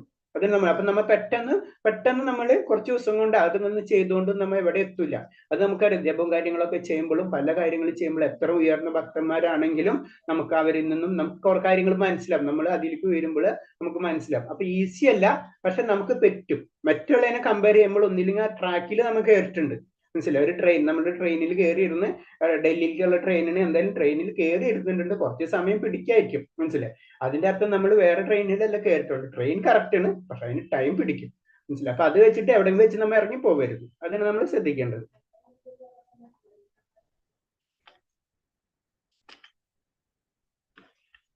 പിന്നെ ഇതിൽ പറയണെന്ന് വെച്ച് കഴിഞ്ഞാല് കഥന്ന് വെച്ച് കഴിഞ്ഞാൽ ജീവാത്മാവിന്റെ പ്രത്യേകത പറയണത്, ജീവാത്മാവ് പറഞ്ഞില്ലേ, അതായത് ജീവാത്മാവിനെ മുറിക്കാനും ദഹിപ്പിക്കാനും കുതിർക്കാനും ഉണക്കാനോ കഴിയില്ല എന്നൊക്കെ പറയുമ്പോൾ പറയണെന്ന് വെച്ചാൽ ജീവാത്മാവ് നമുക്കറിയാം. നമ്മളെല്ലാവരും ഭൂമിയിൽ ജീവിക്കുന്ന വ്യക്തികളാണ് അല്ലെ. അപ്പൊ ജീവാത്മാവിലെ വല്ല ചെടികളും വല്ല മരങ്ങളും ജീവജാലങ്ങളും പറയുന്നുണ്ട്. അതേപോലെ തന്നെ നമുക്കറിയാം വെള്ളത്തിലുണ്ടെന്ന് പറയും, അതുപോലെ തന്നെ വായുവിലും ഉണ്ടെന്ന് പറയും. നമുക്ക് ഇപ്പൊ പണ്ടറിയില്ലായിരുന്നു, ഇപ്പൊ അറിയാം. കാരണം വായുവിലും ഉണ്ട്. ഇപ്പൊ വായിലുണ്ട്. അതേപോലെ തന്നെ മണ്ണിൽ അടിയിൽ ജീവിക്കുന്ന ജീവികളുണ്ട്. അതേപോലെ തന്നെ തീയിൽ പോലും ജീവിക്കുന്ന വ്യക്തികൾ, അത് നമുക്ക് പറഞ്ഞിട്ടില്ല. ഇന്നലെ വരെ നമുക്ക് വായിൽ ജീവിക്കുന്ന വ്യക്തികളെ അറിയില്ല, നാളെ നമുക്ക് തീയിൽ ജീവിക്കുന്ന വ്യക്തികളെ നമുക്ക് കാണപ്പെടും. അപ്പൊ തീയിലടക്കം ജീവിക്കുന്ന വ്യക്തികളുണ്ട്. അപ്പൊ അഗ്നി കൊണ്ട് അണുപ്രാണികളെ നശിപ്പിക്കാമെന്ന വിശ്വാസം അംഗീകരിക്കാനാവില്ല അല്ലെ നമ്മള്. അപ്പൊ അത് ആ ഒരു കൺസെപ്റ്റ്, അപ്പൊ ശരിക്കും അതിനനുസരിച്ചുള്ള ശരീരമായിരിക്കും നമുക്കറിയാം. ഒരു മത്സ്യത്തിന് എന്ന് പറഞ്ഞാൽ വെള്ളത്തിൽ ജീവിക്കേണ്ട ഒരു ശരീരം മത്സ്യത്തിന് ജീവിക്കും. അതുപോലെ അഗ്നിക്ക് ജീവിക്കേണ്ട രീതിയിലുള്ള ശരീരം കിട്ടിക്കഴിഞ്ഞാൽ അഗ്നിയിൽ ജീവിക്കും. അതേപോലെ തന്നെ അല്ലാതെ മണ്ണിന്റെ അടിയിൽ നമുക്ക് ചിന്തിക്കാൻ പറ്റും. മണ്ണിന്റെ അടിയിൽ അത്ര അടിയിലുള്ള ജീവിക്കുന്ന ജീവികളുണ്ട്, മനസ്സിലായി. അവരെങ്ങനെ ജീവിക്കുന്നത്. അപ്പൊ അങ്ങനത്തെ കാര്യങ്ങളാണ് ഇതിൽ പറയുന്നത്. അപ്പൊ അതൊക്കെ ഭഗവാന്റെ ആത്മാവിന് അത് കാരണം കൊണ്ട് ജീവജാലങ്ങളായിട്ട് ബന്ധമില്ല. ഏത് ജീവ ആ ജീവിക്ക് പോകുന്നു മാത്രമേ ഉള്ളൂ. അതാണ് മനസ്സിലാക്കേണ്ടത്. അടുത്ത ശ്ലോകം 25. അവക്തോയമച്ചിന്തോ അയം അവികാരോ മുച്യതേ തസ്മാദേവം വിദിക്തൈനം നാനുശോചിതമർഹസി. അദൃശ്യനും അചിന്തനും മാറ്റമില്ലാത്തവനാണ് ആത്മാവ്. ഇതറിയുന്നതുകൊണ്ട് നീ ശരീരത്തെ കുറിച്ച് ദുഃഖിക്കരുതേ. അപ്പൊ അദൃശ്യൻ അത് പറഞ്ഞു. അപ്പൊ അദൃശ്യൻ എന്ന് പറയുമ്പോൾ തന്നെ നമുക്ക് മനസ്സിലാക്കാം നമ്മുടെ ആത്മാവ്, ഭഗവാന്റെ കാര്യം വിട്, നമ്മുടെ ആത്മാവിനെ തന്നെ നമുക്ക് കാണാൻ കഴിയില്ല. അദൃശ്യനും അചിന്ത്യനും, നമുക്ക് ചിന്തിക്കുന്നതിനപ്പുറത്താണ് അല്ലെ, മാറ്റമില്ലാത്ത ഫുൾ ടൈം എപ്പോഴും അതേപോലെ തന്നെ ഇരിക്കുന്നതാണ് ആത്മാവ്. ഇതറിയുന്നത് കൊണ്ട് നീ ശരീരത്തെ കുറിച്ച് ചിന്തിക്കരുത്. അപ്പൊ അർജുനന് ഇത് മുഴുവൻ അറിയാം എന്ന് നമ്മൾ മനസ്സിലാക്കണം. അതിന് അർജുനോട് പറയുന്നുണ്ട്, നിനക്ക് ഇതെല്ലാം കാര്യം എല്ലാം ഞാനും കിട്ടിയിട്ട് നീ എന്തിനും ഒരു മൂടനെ പോലെ എന്ന് സംസാരിക്കുന്നൊക്കെ ചോദിക്കുന്നതാണ്. അപ്പൊ ഇതറിയുന്നത് കൊണ്ട് നീ ശരീരത്തെ പറ്റി നീ എന്തിനു ചിന്തിക്കുന്നത്? കാരണം അദൃശ്യനും അചിന്ത്യനും മാറ്റമില്ല. അചിന്ത്യൻ എന്ന് പറയുമ്പോൾ നമുക്ക് ചിന്തിക്കുന്നതിന് അപ്പുറത്തും. അതായത് ഇപ്പൊ അതിനൊരു എക്സാമ്പിൾ നമുക്കത് പെട്ടെന്ന് മനസ്സിലാൻ വേണ്ടി പറയും. നമ്മളെ ശരീരത്തിന് കുറെ ബാക്ടീരിയകൾ ഉണ്ട്. ആ ബാക്ടീരിയക്ക് നമ്മൾ ഉണ്ടെന്നോ നമ്മൾ എന്താണെന്ന് നമുക്ക് അറിയില്ല. കാരണം അവരെ ചിന്താശക്തി അത്ര. അതേപോലെ തന്നെ നമുക്ക് ഭഗവാനെ പറ്റി, നമ്മുടെ ആത്മാവിനെ പറ്റി നമുക്ക് ചിന്തിക്കുന്നതിന്റെ അപ്പുറത്താണ്. നമുക്ക് അതിനനുസരിച്ചുള്ള ഇന്ദ്രിയങ്ങളില്ല. നമ്മളെ ഇന്ദ്രിയങ്ങള് വേറെ രീതിയിലാണ്. ഈ ലോകത്ത് ജീവിക്കേണ്ട രീതിയിലുള്ള ഇന്ദ്രിയാണ് നമുക്ക് തന്നിട്ടുള്ളത്. നമുക്ക് അത് തന്നെ അറിയില്ല. പല ജീവികളിലും പല രീതിയിലുള്ള ഇന്ദ്രിയങ്ങളാണ്. അതേപോലെ തന്നെ നമുക്ക് തന്നിട്ടുള്ള ഇപ്പോഴത്തെ ഈ സാമൂഹ്യമായിട്ടുള്ള രീതിയിൽ ജീവിക്കേണ്ട ഇന്ദ്രിയമാണ്. അപ്പൊ അത് വെച്ചിട്ട് നമുക്ക് എന്താ, ഒരിക്കലും ഭഗവാനെ എന്നല്ല നമ്മുടെ ആത്മാവിനെ തന്നെ നമുക്ക് കാണാൻ കഴിയില്ല. ഏറ്റവും ശക്തിമായ സൂക്ഷ്മദർശിനിയുടെ കാണാനാവാത്ത വിധം സൂക്ഷ്മതയാണ് ആത്മാവ്. തന്മൂലം അദൃശ്യം തന്നെ. അത് സൂക്ഷ്മദർശിനൊക്കെ വെച്ചിരുന്ന് കണ്ടിട്ടൊന്നും കണ്ടുപിടിക്കാൻ പറ്റില്ല. അങ്ങനത്തെ ഒക്കെ അത് കാരണം ഇത് രണ്ട് നിയമമാണ്. അതാണ് പ്രശ്നം, മനസ്സിലായോ? ഇപ്പൊ നമുക്ക് ഒരു സ്ഥലത്ത് ജീവിക്കാം, അവിടെ ഒരു ഇപ്പൊ അമേരിക്കയിലെ നിയമം ഇന്ത്യയിൽ നടപ്പിലാക്കാൻ പറ്റും? ഒരിക്കലും നടപ്പിലാക്കാൻ പറ്റില്ല, മനസ്സിലായി. അവർക്ക് അവരുടെ രീതിയിലുള്ള നിയമം ഇന്ത്യക്ക് അതേപോലെ തന്നെ ഇത് രണ്ട്. അപ്പൊ അവിടുത്തെ ഒരു വസ്തുക്ക് വെച്ചിട്ട്, നമ്മുടെ ഭൗതികമായിട്ടുള്ള ഒരു സാധനവും വെച്ചിട്ട് നമുക്ക് ആത്മാവിനെയോ ആത്മീയ ലോകത്തെയോ നമുക്ക് അറിയാൻ കഴിയില്ല. അതാണ് അതീന്ദ്രിയം എന്ന് പറയുന്നത്. നമുക്ക് ഇന്ദ്രിയങ്ങൾക്ക് അപ്പുറമാണ് നമുക്ക് കഴിയുന്നത്. അതാണ് നമുക്ക് ഇന്ദ്രിയങ്ങൾക്ക് അപ്പുറമാണെങ്കിലും നമുക്കൊരു ഇന്ദ്രിയം ഉണ്ടെന്നാ പറയുന്നത്. അതീന്ദ്രിയ ഇന്ദ്രിയങ്ങൾ ശരിക്കും നമ്മൾ ആത്മാവിനുണ്ടെന്നാ പറയുന്നത്. അതുകൊണ്ട് നമുക്ക് ആ ആത്മീയ ഇന്ദ്രിയങ്ങൾ എന്നാ കിട്ടാൻ തന്നെ ഈ ഭൗതിക ഇന്ദ്രിയത്തിന്റെ പരിപാടി കഴിയുമ്പോഴാണ് നമുക്ക് ആത്മീയ ഇന്ദ്രിയം വർക്കാവുക, മനസ്സിലായി. കാരണം അതിന്റെ ചുറ്റും അടച്ചു വെച്ചിരിക്കണം. നമ്മുടെ ഭൗതിക ഇന്ദ്രിയം ആത്മീയ ഇന്ദ്രിയത്തെ ഇങ്ങനെ മറച്ചു വെച്ചിരിക്കുന്ന പോലെയെന്നാണ് പറയുന്നത്. പിന്നെ അടുത്തത്, മനുഷ്യ പരീക്ഷണങ്ങളുടെ വിജ്ഞാനം കൊണ്ട് ആത്മാവിനെ മനസ്സിലാക്കാൻ പറ്റില്ല. ആത്മാവ് ബോധവും അവബോധവുമാകുന്നു എന്ന് വേദങ്ങൾ ഘോഷിക്കുന്നു. അത് അംഗീകരിച്ചേ പറ്റും. അപ്പൊ നമുക്കറിയാം, ഭൗതികമായിട്ടുള്ള എന്തൊരു കാര്യം കൊണ്ട് നമുക്ക് ആത്മാവിനെ മനസ്സിലാക്കാൻ കഴിയില്ല. ആത്മാവ് ബോധവും അവബോധവും ഉള്ളത്. അപ്പൊ ആത്മാവിന് ബോധമുണ്ട്, അവബോധം. ഞാൻ എന്താണൊക്കെ ആ പവർ ആത്മാവിന് ഉണ്ട്, മനസ്സിലായി. അപ്പൊ നമ്മുടെ അവബോധം, ആത്മാവിന്റെ അവബോധം രണ്ടും രണ്ടാണ്. അപ്പൊ അതൊന്നും മനസ്സിലായി. ശാരീരികമായിട്ട് അവബോധം, ആത്മീയമായ അവബോധം രണ്ട്. ആത്മീയമായ അവബോധമാണ് നമ്മൾ കൃഷ്ണാവബോധത്തിലേക്ക് കൺവേർട്ട് ചെയ്യുന്നത്, മനസ്സിലായി. അതാണ് ശരിക്കും അവബോധം ആവേണ്ടത്. അപ്പൊ അതിന് ചുറ്റിട്ടുള്ള ബാക്കിയുള്ള മാലിന്യങ്ങൾ അല്ലെങ്കിൽ ഭൗതിക പ്രശ്നങ്ങളാണ് ഭൗതിക മാലിന്യങ്ങൾ അല്ലെങ്കിൽ ഭൗതിക അവബോധത്തെയാണ് നമ്മൾ കൃഷ്ണബോധം മാറ്റുമ്പോൾ നമ്മൾ ആത്മീയ അവബോധം നമുക്ക് തിരിച്ചു കിട്ടാൻ സംഭവിക്കുന്നത്. അങ്ങനെ വന്നാലും നമുക്ക് ഭഗവാനെ നേരിട്ട് കാണാനും ഭഗവാന്റെ ലോകത്തിലേക്ക് കടക്കാനും നമുക്ക് കഴിയുന്നത്.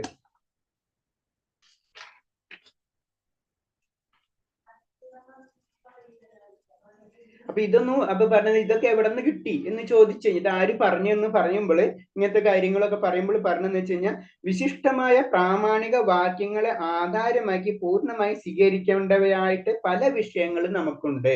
അപ്പൊ ചില കാര്യങ്ങൾ സത്യമായ വിഷയത്തെ ഇപ്പൊ അതിന് പറയണെന്ന് വെച്ച് കഴിഞ്ഞാൽ നമ്മൾ പല ഉദാഹരണങ്ങൾ ഉണ്ടല്ലോ.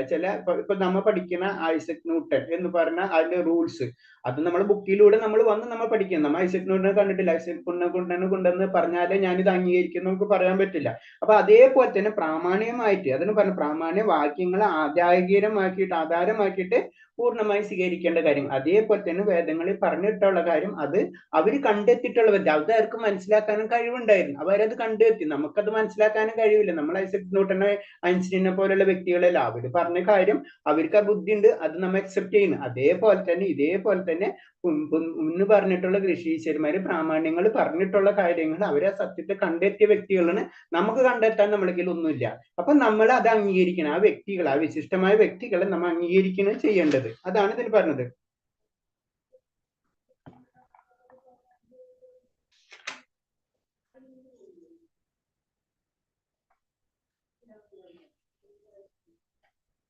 ഇനി ഇത് ബുദ്ധമതത്തിനെ പറ്റിയാണ് പറഞ്ഞത്. അതിലേക്ക് നമ്മൾ കൂടുതൽ കിടക്കണ്ട. കാരണം അതൊക്കെ കുറച്ചും കൂടെ നമുക്ക് പറയില്ല ഹയർ ഫിലോസഫിയാണ്. നമ്മൾ സാധാരണ ലെവലിൽ നമ്മൾ അതിനെ പറ്റി ഡിബേറ്റിലേക്ക് നമുക്ക് ഉണ്ടായില്ല. കാരണം എന്താ വെച്ചാൽ അവരെ വിശ്വാസം അനുസരിച്ച് അവര് ശരിക്കും പറഞ്ഞു കഴിഞ്ഞാൽ നമ്മൾ ആത്മാവ് എന്നുള്ള ഒരു കൺസെപ്റ്റ് മാത്രമേ ഉള്ളൂ. അതിന്റെ അപ്പുറത്തേക്ക് അവർ കടന്നിട്ടില്ല. അല്ലെങ്കിൽ അത് കടക്കാൻ കാരണം ബുദ്ധൻ എന്ന് പറഞ്ഞത് ഭഗവാന്റെ തന്നെ അവതാരമാണ്. ഓരോ സമയത്തും ഓരോ രീതിയിലാണ് അവതാരങ്ങൾ വരുന്നത്. ആ സമയത്ത് അത് ആവശ്യമുണ്ടായിരുന്നു, അവിടെ വെച്ച് നിർത്തി. പിന്നെ പല ചൈതന്യ മഹാപ്രഭു അല്ലെങ്കിൽ വലിയ വലിയ ആചാര്യം ഇതൊക്കെ വേറെ ലെവലിലാണ്. അപ്പൊ ഓരോ സമയത്തും ഭഗവാൻ അതന്നെ പറയുന്ന ഭഗവാൻ പറയണ്ടല്ലോ ഓരോ സമയത്തും ഞാൻ അവതരിച്ചു. ആ ഭഗവാന്റെ അവതാരം എന്ന് പറയുന്നതും നമ്മൾ ചിന്തിക്കുന്ന 10 അവതാരം 5 അവതാരം എല്ലാം ഓരോ പറയണെന്ന് വെച്ചാൽ സമുദ്രത്തിന്റെ ലെയർ അനുസരിച്ച് സമുദ്രത്തിന്റെ തിരമാലകൾ അനുസരിച്ച് ഭഗവാന്റെ അവതാരങ്ങൾ വന്നുകൊണ്ടിരിക്കുക എന്ന് പറയുന്നത്. അപ്പൊ അതിനെ പറ്റി നമ്മൾ അതിൽ കൂടുതലായിട്ട് പോണില്ല. കാരണം അത് ആത്മാവാണ്. ശരീരത്തിൽ നിന്ന് ഭിന്നമായ ഒരു ആത്മാവെന്ന് വിശ്വസിക്കാൻ ഏതാണ്ട് ബുദ്ധമതപരമുള്ള ഒരു തെറ്റ്. അപ്പൊ അത് നമ്മൾ ചിന്തിക്കേണ്ട. അങ്ങനെ അവരെ ചിന്താഗതി അതാണ്.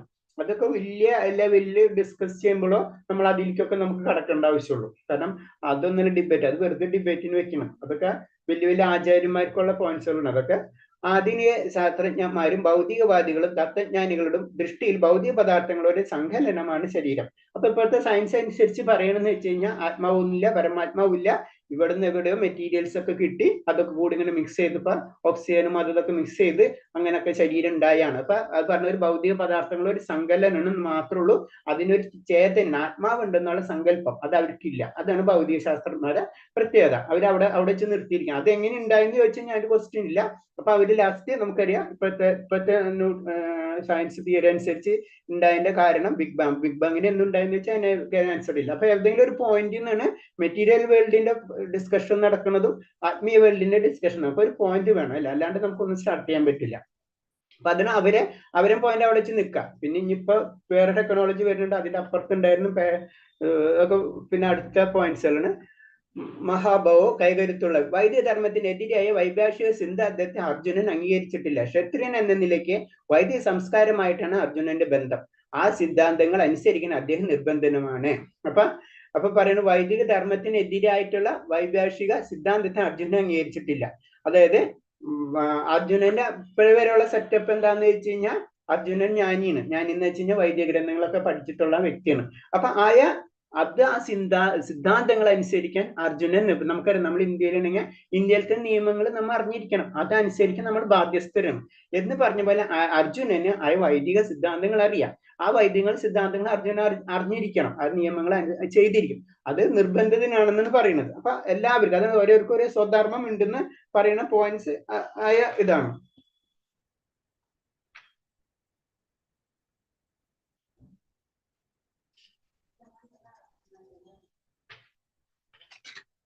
അടുത്ത ശ്ലോകം 27. ജാതസ്യ ഹി ധ്രുവോ മൃത്യുർ ധ്രുവ ജന്മ മൃത്യുസ തസ്മാത് പരിഹാരാർത്ഥേനാതം സോചിതുമർഹസി. ജനിച്ചവന് മരണം നിശ്ചിതമത്രേ, മരിച്ചവന് ജനനവും. അതിനാൽ അനിവാര്യമായ കർത്തവ്യ നിർവഹണത്തെ പറ്റി നീ വ്യസനിക്കേണ്ട ആവശ്യമില്ല എന്ന് പറയുന്നത്. അപ്പൊ ഇതും ആത്മാവിനെ പറ്റിയിട്ടുള്ള ഒരു വിവരണമാണ് ഭഗവാൻ തരുന്നത്. കാരണം എന്ന് പറഞ്ഞു കഴിഞ്ഞാൽ ജനിച്ചവർക്ക് എന്തായാലും മരണം ഉണ്ടാവും, അത് നമുക്കറിയാം, നമ്മൾക്ക് എല്ലാവർക്കും മനസ്സിലാവുന്ന ഒരു സാധാരണ ഇപ്പൊ നമ്മൾ കണ്ടുകൊണ്ടിരിക്കുന്നതാണ്. പക്ഷെ അടുത്ത പോയിന്റാണ് ഇമ്പോർട്ടന്റ്, അതിലെന്താ പറഞ്ഞു മരിച്ചവർക്കും ജനനവും, അത് നമുക്കറിയില്ല.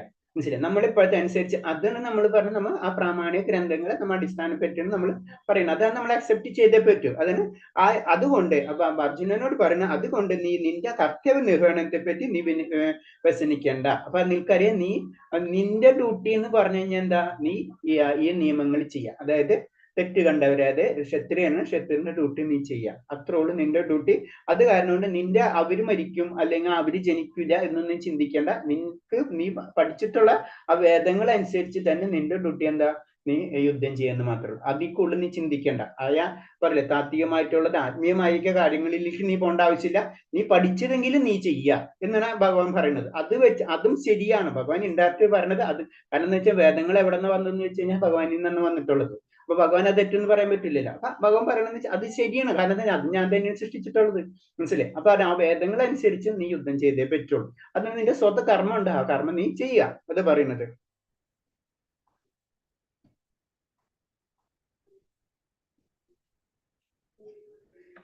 പിന്നെ അതിൽ പറയുന്ന പോയിന്റുകൾ എന്ന് പറഞ്ഞു കഴിഞ്ഞാൽ, ജീവിതത്തിൽ താൻ ചെയ്ത കർമ്മങ്ങൾക്കനുസരിച്ച് ഒരാൾ ജന്മം എടുക്കേണ്ടി വരുന്നു. ആ കർമ്മങ്ങളുടെ കാലാവധി കഴിയുമ്പോൾ അടുത്ത ജന്മം എടുക്കാൻ മരിക്കുകയും വേണം. അതാണ് ജനന മരണങ്ങളെ പറ്റി പറഞ്ഞത്. നമുക്ക് എന്തുകൊണ്ട് ജനന മരണങ്ങൾ ഉണ്ടാവുന്നതാണ് പറയുന്നത്. കാരണം നമുക്ക് ഈ ജന്മം എടുക്കാൻ കാരണം നമ്മളെ കഴിഞ്ഞ ജന്മമാണ്, അടുത്ത ജന്മം എടുക്കാൻ വരുന്നത് നമ്മൾ ഈ ജന്മമാണ്.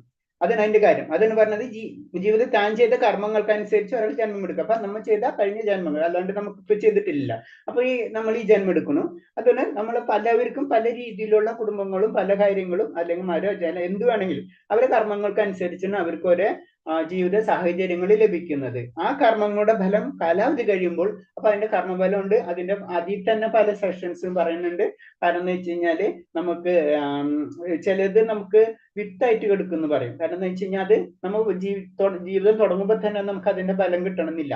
അപ്പൊ തന്നെ ചില കുടുംബങ്ങളിലും നമ്മൾ സാധാരണ ജീവിതത്തിൽ തന്നെ എടുത്തു നോക്കിയാൽ പലവർക്കും പല രീതിയിലായിരിക്കും ഉയർച്ചയും താഴ്ചയും വരാം. അപ്പൊ അതിന് വിത്ത് മുളയ്ക്കുക, ബലം, നമ്മൾ ആ ബലം ആസ്വദിക്കുന്ന സമയങ്ങളുണ്ടാവും, അതുപോലെ തന്നെ ദുഃഖിക്കുന്ന സമയങ്ങളുണ്ടാവും. ഇതൊക്കെ നമ്മളെ കർമ്മബലങ്ങളാണ്. അതിന്റെ അർത്ഥം നമുക്ക് ഇപ്പൊ ചില വ്യക്തികൾ വളരെയധികം വർക്ക് ചെയ്യണമായിരിക്കും, പക്ഷെ അവർക്ക് റിസൾട്ട് 0 ആയിരിക്കും. ചിലർ വലിയ വർക്ക് ചെയ്യാനുണ്ടാവില്ല, അവർക്ക് വളർച്ച കൂടുതലായിരിക്കും. ഇതൊക്കെ നമ്മൾ കാണാവുന്നത്. ഇതൊക്കെ നമ്മളെ ഈ കർമ്മബലങ്ങളാണ്. അതിന് ആ സമയത്തായിരിക്കും അതിന് 4 സെക്ഷൻ തന്നെ പറയുന്നത്. അത് ഒന്ന് മുളയ്ക്കുക, ഒന്ന് ബലമാവുക, ഒന്ന് ബലപ്രാപ്തിയിൽ അനുഭവിക്കുക, ഒന്ന് വിത്തായിട്ട് കെടുക്കുക, അങ്ങനെയുള്ള ഇതെന്ന് പറയുന്നുണ്ട്. അപ്പൊ അതിന് കർമ്മബലങ്ങളായിട്ട് അനുഭവിക്കുക. അപ്പൊ കർമ്മബലങ്ങളാണ് നമ്മൾ എന്ത് ചെയ്യിപ്പിക്കുന്നത്, നമുക്ക് ജനനവും മരണവും ഉണ്ടാക്കി തരുന്നത്.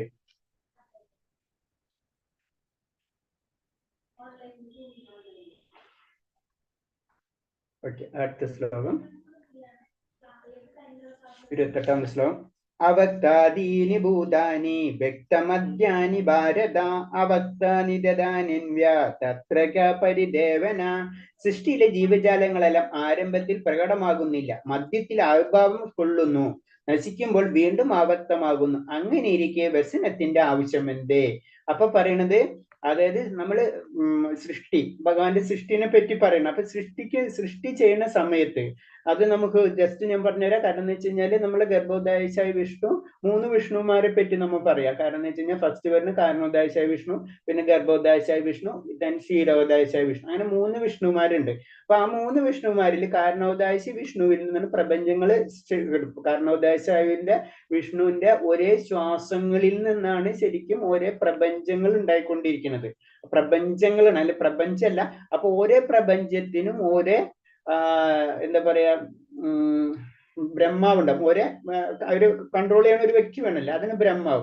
അപ്പൊ ഭഗവാന്റെ ഓരോ ഇതും ഓരോ ശ്വാസത്തിൽ സ്റ്റാർട്ട് ചെയ്യുമ്പോഴാണ് ആ സൃഷ്ടി എന്ന് വരുന്നത്, അല്ലെ? അപ്പൊ സൃഷ്ടി, അപ്പൊ അങ്ങനെ വരുമ്പോൾ അവിടെ ബ്രഹ്മാവ് അവിടെ വരണം. അങ്ങനെ ബ്രഹ്മാവ് അപ്പൊ ഓരോന്നും പിന്നെ അതിന് ആദ്യമേ സ്ട്രക്ചർ ഉണ്ടാവുള്ളൂ. ശരിക്കും പറഞ്ഞു കഴിഞ്ഞാൽ ഓരോ ലോകത്തിന്റെ ഓരോ പ്രപഞ്ചങ്ങൾ ഇങ്ങനെ ഉണ്ടായി വരുന്നു. അത് കഴിഞ്ഞിട്ട് അടുത്ത ഗർഭോദായശായ വിഷ്ണു വരുമ്പോഴാണ് ആയ ലോകങ്ങൾക്ക് നമ്മൾ പറയില്ല, നമ്മളെ സ്ട്രക്ചർ എന്ന് പറയുമ്പോൾ എല്ല് മാത്രം എന്നുള്ള രീതിയിൽ സങ്കല്പിക്കും. പിന്നെ മാംസവും കാര്യങ്ങളൊക്കെ വരുന്നത് അത് നമ്മൾ സിമ്പിൾ ആയിട്ട് പറയുമ്പോൾ പറഞ്ഞാണ് ഗർഭോദായശായ വിഷ്ണുവിൽ നിന്ന് അതിന്റെ സൃഷ്ടികൾ, അതിലുള്ള മെറ്റീരിയൽസും അതും എല്ലാതും വരുന്നത് അവിടെ നിന്ന്. പിന്നെ അത് ശരിക്കും പ്രാവർത്തികമാക്കുമ്പോഴാണ് ക്ഷീരോദാശ അതിനെല്ലാത്തിലും അതിന് ക്ഷീരോദാശായി വിഷ്ണുവിന് പരമാത്മാവ് രൂപയില് നമ്മളുടെ ഉള്ളിലിരിക്കുന്നത്. അപ്പൊ പരമാത്മാവ് എന്ന് പറയുമ്പോൾ അത് ക്ഷീരോദാശായി വിഷ്ണു, അതാണ് നമ്മളെ കൺട്രോൾ ചെയ്യണം, അല്ലെങ്കിൽ നമുക്ക് വേണ്ടിയിട്ടുള്ള കാര്യങ്ങൾ ചെയ്തു തരുന്നത്. അതാണ് അതിൻ്റെ. അപ്പൊ എന്ന് പറഞ്ഞാൽ സൃഷ്ടി എന്ന് പറയുന്ന സംഭവം ഉണ്ടല്ലോ, അതായത് ഭഗവാന്റെ ശ്വാസം തുടങ്ങുമ്പോഴാണ് സൃഷ്ടി വരുന്നത്. അത് കാരണോദാശ കാരണോദാശായ വിഷ്ണുവിന്റെ ബാക്കിൽ വേറെ വേറെ കുറെ ഇതുണ്ട്. അതിൽ കുറെ അവതാരങ്ങളുണ്ട്. അതിലൊരു അവതാരത്തിന്റെ ഒരു ഇതാണ് ക്ഷീരോദാശായ വിഷ്ണു വരുന്നത്. പിന്നെ അതിൽ നിന്ന് 3 വിസ്തരണങ്ങൾ വരുന്നത്. അപ്പൊ അതിന്റെ പിറകിൽ കുറച്ചുണ്ട്, അതിലേക്ക് ഞാനിപ്പോ പോണില്ല. അപ്പൊ പറഞ്ഞത് 3 വിഷ്ണുമാരുണ്ട്. ആ 3 വിഷ്ണുമാരുണ്ട്. അപ്പൊ നമ്മളെ സംബന്ധിച്ച രീതിയിൽ നമുക്ക് മഹാവിഷ്ണു മാത്രമേ അറിയുള്ളൂ അല്ലെ. പക്ഷെ മഹാവിഷ്ണു അല്ല, അങ്ങനെ 3 വിഷ്ണുമാരുണ്ട്. ആ മഹാവിഷ്ണു എന്ന് പറഞ്ഞതാണ് കാരണോദാശായ വിഷ്ണു. അപ്പൊ കാരണോദാശ വിഷ്ണു ഉണ്ട്, ക്ഷീരോദാശായ വിഷ്ണു ഉണ്ട്, കാരണോദാശ വിഷ്ണു, ഗർഭോദാശ വിഷ്ണു, ക്ഷീരോദ. ഈ 3 പേരും കൂടിയിട്ടാണ് ശരിക്കും പ്രപഞ്ചത്തിന്റെ സൃഷ്ടി കംപ്ലീറ്റ് ചെയ്യുന്നതും അതിനെ പരിപാലിക്കുന്നതും. അതാണ് ആ സർഗം അല്ലെങ്കിൽ സ്റ്റാർട്ടിങ് എന്ന് പറഞ്ഞത്. അത് കഴിഞ്ഞിട്ട് ഈ ഭഗവാൻ ശ്വാസം ഉള്ളിലേക്ക് എടുക്കുമ്പോൾ എന്താ സംഭവിക്കുക, ഈ പ്രപഞ്ചങ്ങൾ മുഴുവനും ഭഗവാന്റെ ഉള്ളിലേക്ക് പോകും. അപ്പൊ അവിടെ വെച്ച് അവിടെ നിൽക്കണം. അതെന്ന് പറഞ്ഞാൽ അവിടെ ജീവസൃഷ്ടിയുടെ ജീവഗണങ്ങൾ ആരംഭത്തിൽ പ്രകടമാകുന്നില്ല. അപ്പൊ ആരംഭത്തിൽ അവിടെ ഒന്നും പ്രകടമാകില്ല. മധ്യത്തിലാണ് ഈ ഭഗവാൻ വിട്ട് നിൽക്കുന്ന ഒരു പോയിന്റ് ഉണ്ടല്ലോ, നമ്മൾ ശ്വാസം വലിച്ചു കഴിഞ്ഞാൽ പിന്നത്തിന്റെ ഒരു ചെറിയൊരു ഗ്യാപ്പ് ഉണ്ടല്ലോ, അവിടെ അല്ലാതെ നടക്കണം. അതിന് മധ്യത്തിൽ ആവിർഭാവം കൊള്ളുന്നു. നശിക്കുമ്പോൾ വീണ്ടും അതായത് തിരിച്ചെടുക്കുമ്പോൾ ഒക്കെ അത് അവ്യക്തമാകുന്നു. നശിച്ചു പോകുന്നല്ല പറഞ്ഞത്, അത് അവ്യക്തമാകുന്ന പറഞ്ഞത്. മനസ്സിലായി? അവക്ത ദശയിലാണ് അതൊക്കെ എടുക്കുന്നത്. അതായത് ശരിക്കും പറഞ്ഞ കാരണോദാശായ വിഷ്ണുവിന്റെ കാരണജലം എന്നല്ല പറഞ്ഞത്. കാരണോദാശ വിഷ്ണു ഇപ്പൊ സമുദ്രത്തിൽ എടുക്കണം. ആ കാരണ ജലം പോലെ തന്നെ ആയിരിക്കും നമ്മൾ. അതിങ്ങനെ അവക്ത. അപ്പൊ അതിന്റെ ഉള്ളിൽ തന്നെ നമ്മൾ ആൾക്ക് എടുക്കുന്നുണ്ട്. അതിനൊരു ഉദാഹരണം പറയണമെന്ന് വെച്ച് കഴിഞ്ഞാൽ, നമ്മളൊരു ബിൽഡിംഗ് ഉണ്ടാക്കണം. ബിൽഡിംഗ് പണിയുന്ന സമയത്ത് നമുക്ക് നമ്മളെ ബിൽഡിംഗ് എവിടെ നിന്ന് പണിയുന്നത്, നമ്മൾ ചുറ്റുപാടെടുത്ത മെറ്റീരിയൽസ് കൊണ്ടാണ് നമ്മൾ ബിൽഡിംഗ് പണിയുന്നത്. ബിൽഡിംഗ് പണിയുന്നത് കുറച്ച് നാൾ കഴിയുമ്പോൾ ബിൽഡിംഗ് കേടാവും അല്ലെ. ബിൽഡിംഗ് കേടായി കഴിഞ്ഞാൽ ബിൽഡിംഗ് താഴ്ത്തു വീഴും. അപ്പോഴും വീണ്ടും എന്താ, അതും വീണ്ടും മണ്ണിലേക്ക് അലിയണം അല്ലെ ചെയ്യുന്നത്. അപ്പൊ എന്താണ്, ഒരു അവക്തദശയിൽ നിന്ന് ആ സൃഷ്ടി വന്ന് ആ സൃഷ്ടിയിൽ നിന്ന് വീണ്ടും അതിലേക്ക്. അതിന്റെ അർത്ഥം അത് തീർന്നു, അത് കാണാണ്ടോ അല്ലെങ്കിൽ നശിച്ചു പോയി നമുക്ക് പറയാൻ പറ്റില്ല. അത് വീണ്ടും ആ പഴയ പൊസിഷനിലേക്ക് വന്നു. അതാണ് ഈ സർഗം. അതാണ് ഇങ്ങനെ കറങ്ങിക്കൊണ്ടിരിക്കുന്നത്. അതാണ് ഈ പോയിന്റിൽ പറയുന്നത്. അപ്പൊ അതില് ബ്രഹ്മാവിന്റെ കാര്യം പറയുമ്പോൾ ബ്രഹ്മാവിന്റെ ഒരു ജനനം അല്ലെങ്കിൽ ഒരു ആയുസ് എന്ന് പറയുന്നത് ബ്രഹ്മാവിന്റെ ആയുസ് എന്ന് പറയുന്നത് ഭഗവാന്റെ ഒരു ശ്വാസമാണ്. പത്രം അത് തന്നെ നമ്മൾ ബ്രഹ്മാവിന്റെ ആയുസ് കാൽക്കുലേറ്റ് ചെയ്യുമ്പോൾ നമുക്ക് ഇമേജ് ചെയ്യാൻ പറ്റാത്ത ഒരു ഫിഗറാണ് നമുക്ക് കിട്ടുന്നത്. അതാണ് കൽപ്പം എന്നൊക്കെ പറഞ്ഞിട്ട് നമ്മൾ അത് നിങ്ങൾക്ക് കേട്ടിട്ടുണ്ടാവും. കാരണം എന്ന് വെച്ചാൽ ഞാൻ സിമ്പിളായിട്ട് പറയാം. അതായത് നമുക്കറിയാം 4 യുഗങ്ങൾ ഉണ്ടറിയാം. ഫസ്റ്റ് വരുന്ന സത്യ, ത്രേത, പിന്നെ ദ്വാപര, കലിയുഗം. അങ്ങനെ 4 യുഗങ്ങൾ ഉണ്ടല്ലേ. അപ്പൊ കലിയുഗത്തിൽ തന്നെ പറഞ്ഞ 4,32,000 വർഷമാണ് കലിയുഗം. അതിന്റെ ഇരട്ടി വേണം. അത് 8 ലക്ഷത്തോളം വേണം ദ്വാപരയുഗം. പിന്നെ 3 ഇരട്ടി, കലിയുഗത്തിന്റെ 3 ഇരട്ടിന് 12 ലക്ഷത്തോളം വേണം അടുത്തത്, അതായത് ത്രേതായുഗം. പിന്നെ 16 ലക്ഷം, 4.3 into 4, അപ്പൊ ഏകദേശം 17 ലക്ഷത്തോളം വേണം. ഇതെല്ലാം കൂട്ടുമ്പോഴാണ് ഒരു ചതുർയുഗം എന്ന് പറയുന്നത്. 4 യുഗങ്ങൾ. അപ്പൊ അപ്പൊ അത്രയും വലിയൊരു സംഖ്യ വേണം. അത്രയും വലിയ സംഖ്യനെ ഇൻറ്റു 1000 എന്ന് പറയുമ്പോഴാണ് ബ്രഹ്മാവിന്റെ ഒരു പകല്. അപ്പൊ ആ സംഖ്യ ആലോചിക്കും. ഇൻറ്റു 2 എന്ന് പറയുമ്പോഴും ബ്രഹ്മാവിന്റെ ഒരു ദിവസം. അങ്ങനെ 365 ഇൻറ്റു 100 വയസ്സാണ് ശരിക്കും ഭഗവാൻ. അപ്പൊ ഇൻറ്റു 100, അപ്പൊ അത്ര. അത് ഭഗവാന്റെ ഒരു ശ്വാസമുള്ളൂ. മനസ്സിലായി? അതാണ് ഭഗവാൻ ശരിക്കും പറഞ്ഞതെന്ന് വെച്ച് കഴിഞ്ഞാൽ, ബ്രഹ്മാവ് ഭഗവാനെ കാണാൻ പോകുന്ന സമയത്ത് ബ്രഹ്മാവ് വിചാരിച്ച് ഞാൻ മാത്രമേ ഉള്ളൂ. പക്ഷെ ഭഗവാൻ മീൻസ് ജയവിജയന്മാരെന്നല്ല അവിടെ നിൽക്കുന്നത്. അത് ചോദിക്കുന്നത് ഏത് അപ്പോഴും ബ്രഹ്മാവ് ചിന്തിക്കുന്നത് വേറെ ലോകം. അത് അത്രയാണ് ഭഗവാന്റെ ശക്തി എന്ന് പറയുന്നത്. അപ്പൊ അത് പറഞ്ഞു വന്നപ്പോ ഞാൻ പറഞ്ഞു മാത്രമേ ഉള്ളൂ. ഓക്കെ. അപ്പൊ അതേപോലെ തന്നെ ആ പ്രളയം എന്ന് പറയുന്നത്, മഹാപ്രളയം എന്ന് പറയുന്നത് ഇതാണ്. കാരണം ഈ ഭൗതികത എല്ലാം ഭഗവാനിലേക്ക് പോകണം പ്രളയം. പിന്നെ അതാണ് മെയിൻ ആയിട്ട്. പക്ഷെ ബ്രഹ്മാവിന്റെ രാത്രി ഉണ്ട്, അത് ചെറിയ പ്രളയമാണ്. അതിലും ഇത് തന്നെയാണ് സംഭവിക്കുന്നത്. അത് ഓരോ ഭഗവാനെ സംബന്ധിച്ച് അത് മില്ലി സെക്കൻഡിനുള്ളിൽ സംഭവിച്ചുകൊണ്ടിരിക്കുന്ന കാര്യമാണ്. കാരണം എന്ന് വെച്ച് കഴിഞ്ഞാൽ ബ്രഹ്മാവിന്റെ ഓരോ ദിവസങ്ങൾ എന്ന് പറയുന്നത്. അപ്പൊ ഓരോ ദിവസവും ഒരു രാത്രി ഉണ്ടാവില്ല. ആ രാത്രി സമയത്ത് അവിടെ സൃഷ്ടിയും കാര്യങ്ങളൊന്നും നടക്കുന്നില്ലല്ലോ. അപ്പൊ ആ സമയത്ത് ഒരു ചെറിയ പ്രളയം പോലെ ഇത് അവസ്ഥ ദശയിൽ തന്നെ വന്ന് അവിടെ നിൽക്കുക ചെയ്യുന്നത്. അത് ഭഗവാനിൽ തന്നെ ഉൾപ്പെടുകയാണ് ആ സമയത്ത് ചെയ്യുന്നത്. ഇത് പറഞ്ഞത്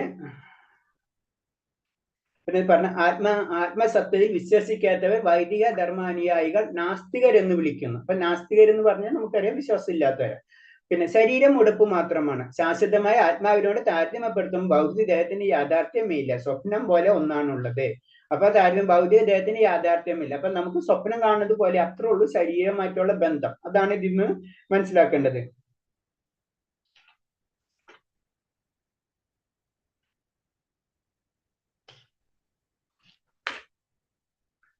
അടുത്ത ശ്ലോകം.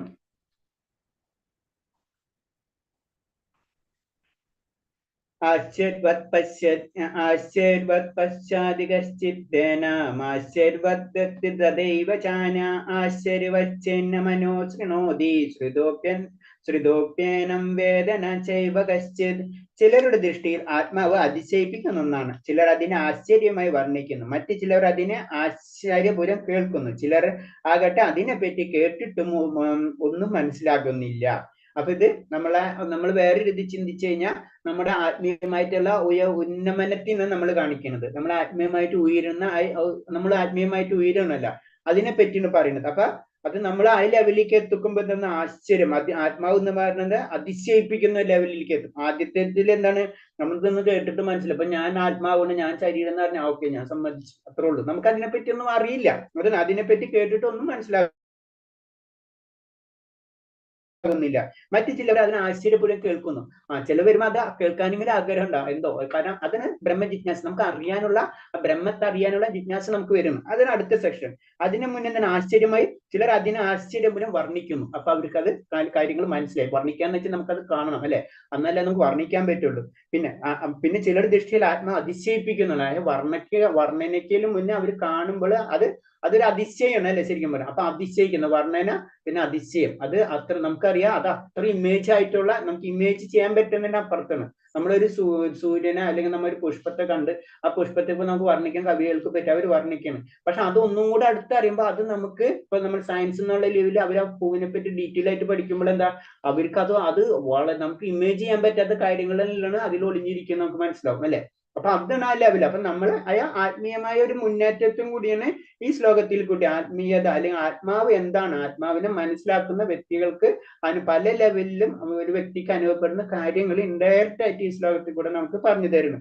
അതായത് നമ്മൾ സാധാരണ ഉള്ളവർക്കൊന്നും തോന്നൂല, അതിന്റെ അപ്പുറത്തുള്ളവർക്ക് അത് ഇത്തിരി കൂടെ അറിയുന്നവർക്ക് അത് കേൾക്കാൻ തോന്നും. പിന്നെ ഉള്ളവർക്ക് അത് കേട്ട് അത് എന്താണെന്ന് മനസ്സിലായി തുടങ്ങും. അപ്പൊ അവർ വർണ്ണിക്കാൻ തുടങ്ങും. മറ്റുള്ളവർക്ക് അത് അതിശയാണ്, കാരണം ഇതൊക്കെ എന്താണെന്നുള്ള അത്രയും നമുക്ക് ഇമേജ് ചെയ്യാൻ പറ്റാത്ത ഒരു കാര്യത്തിലേക്ക് നമ്മൾ എത്തും. അതാണ് പറയണത്. അത് ആത്മാവിനെ പറ്റി തന്നെയാണ് ഇത് പറയുന്നത്. പിന്നെ പറയുന്നത് ആത്മാവിനെ പറ്റി വീണ്ടും ആ ഡീറ്റെയിൽ ആയിട്ട് പറയണം. ഭീമാകാരമായ ഒരു മൃഗത്തിന്റെ ശരീരത്തിലും പടുകൂറ്റം വടവൃക്ഷത്തിലും 1 ഇഞ്ച് മാത്രം വരുന്ന സ്ഥലത്ത് ഉൾക്കൊള്ളുന്ന കോടാനുകൂടി അതിസൂക്ഷ്മമായ ജീവാണുകൾ ഓരോന്നിലും അണു മാത്രമേ ആത്മാവ് കുടികൊള്ളുന്നു എന്നത് വിസ്മയകരം എത്രേ. മനസ്സിലായി? നമുക്കറിയാം, കാരണം ഇതൊക്കെ നമുക്ക് അറിയാവുന്ന പോയിന്റ്സുകൾ തന്നെയാണ്. കാരണം എന്ന് വെച്ച് കഴിഞ്ഞാൽ അണു തൊട്ട് ഏറ്റവും ടോപ്പായിട്ടുള്ള ജീവാത്മാവായ പരമാത്മാവ് വരെയും